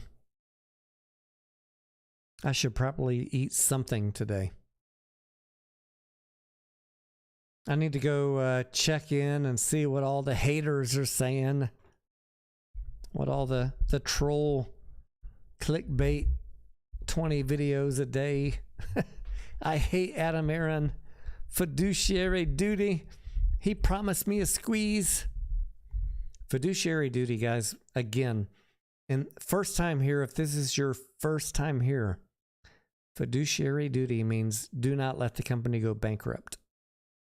If you don't understand that, I cannot help you. If you thought fiduciary duty meant deliver you a MOAS, you don't understand basic legal terminology. Adam Aaron would be sued out of his ass if he let the company go bankrupt by doing nothing. Fiduciary duty. Do not let the company go bankrupt. Take whatever actions are necessary. That guy that bought in at $50 a share, well, that was his bad.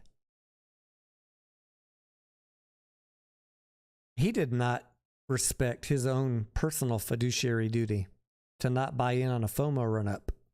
And I know that's harsh. I get it. At this point, at this point where people are attacking Adam Aaron, I don't really fucking care about somebody's feelings. If you bought in late on a FOMO run-up, respect the man in the mirror. Go have a talk with that dude.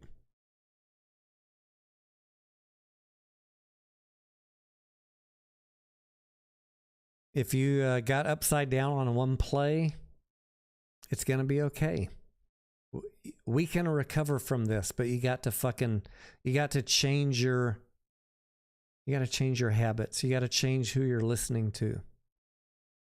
You got to read financial statements. Maybe consider subbing to this channel where the harsh truth is dished out.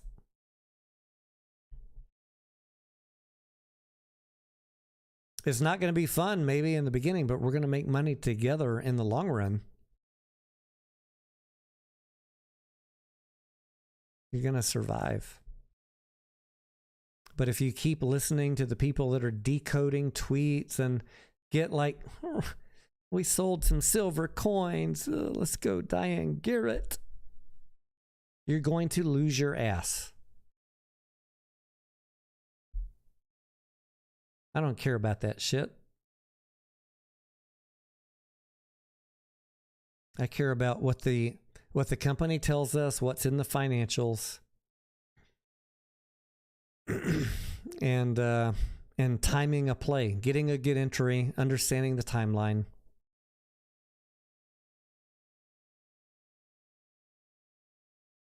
Understanding economics, understanding the market, what's going on with the Fed, what's going on in interest rates. This is not about a fucking algo. The economy is what it is. The Fed is what it is. The bank situation is what it is. All of that is affecting every play that you're in, whether you like it or not. Nothing is happening in a vacuum. So learn it, live it, love it.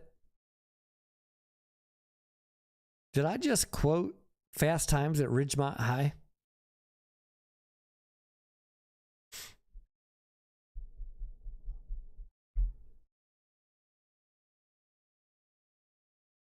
Anywho, let's take a break. Let's get something to eat. Let's get refreshed and recharged. Let's go have some fun later tonight.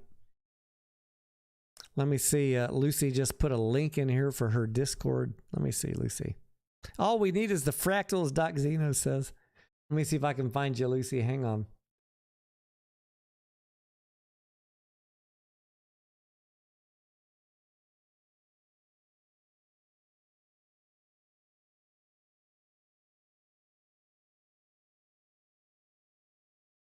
Welcome to Cindy's server.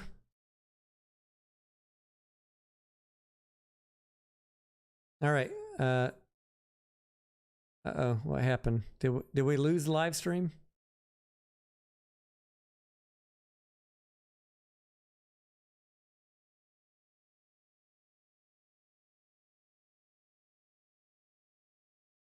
No, we're still here? Okay.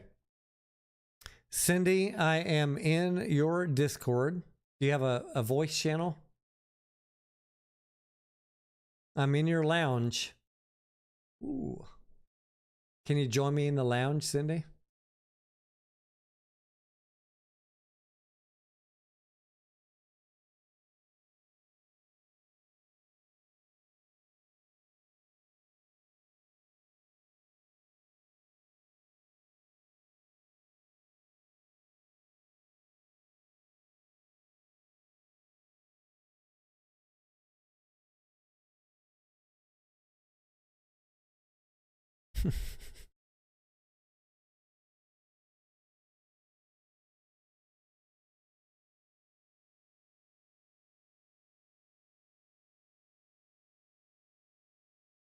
I am in your Discord, Lucy.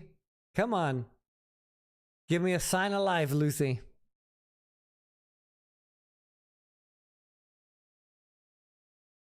Chop House Cheddar is pretty dope.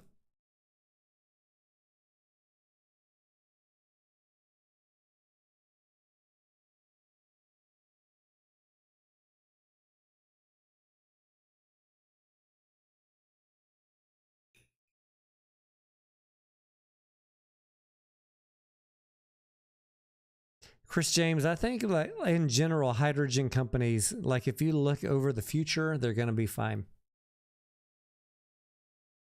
There's going to be a bit of volatility on them, but I like them.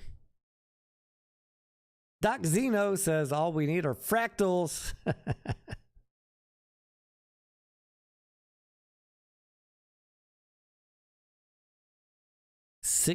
Over 60 in Philly.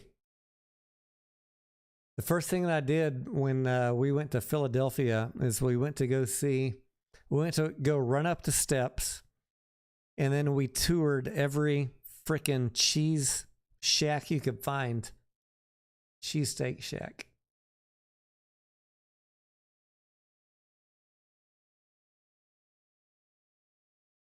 Cindy, where you at? Lucy, I'm going to count down to 10, 9, 8, 7, 6, 5, 4, 3, 2. Don't let us down, Lucy. 2, going once. 2, going twice. 2, going 3 times.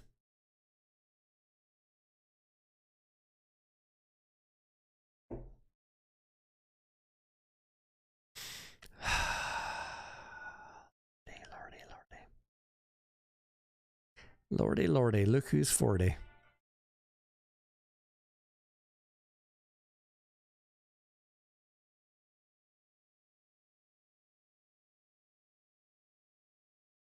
And I'm going to call it. All right. It's 3:23. God, it literally feels like it's like 7:23 in the afternoon. I'm going to hit up all the usual suspects and see who wants to come on later tonight. I'm going to eat some food. What is my Discord name? I'm in your Discord. I'm in your lounge voice channel right now, Lucy. I'm in your Discord right now.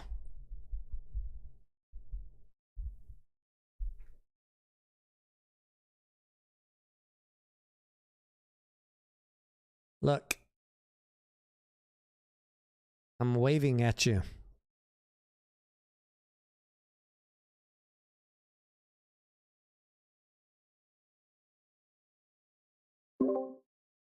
Come on, Lucy. Join your lounge.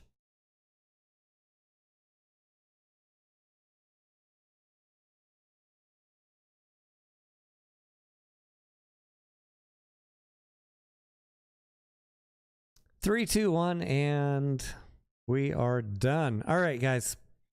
We're going to take a break, grab some food. I literally have not eaten yet today. So unless Lucy joins in the next 2 milliseconds, I'm going to call it and join back with you guys later tonight. See if we can get Massalor in, or who else? Scavenger, Mediocre, KC Shaw, whoever wants to join tonight for some fun. AB Investments, you're welcome. Anybody, guys, who is, I don't care if you like me or not. I don't care if you agree with me or not. But if you have kept it respectful, if you have avoided personal attacks, I love you. I love you. And I welcome dissent and debate and different opinions. And we all have the same end goal at the end of the day, making money in whatever play we're in. God bless. Peace out. And we will see you guys back in a few hours.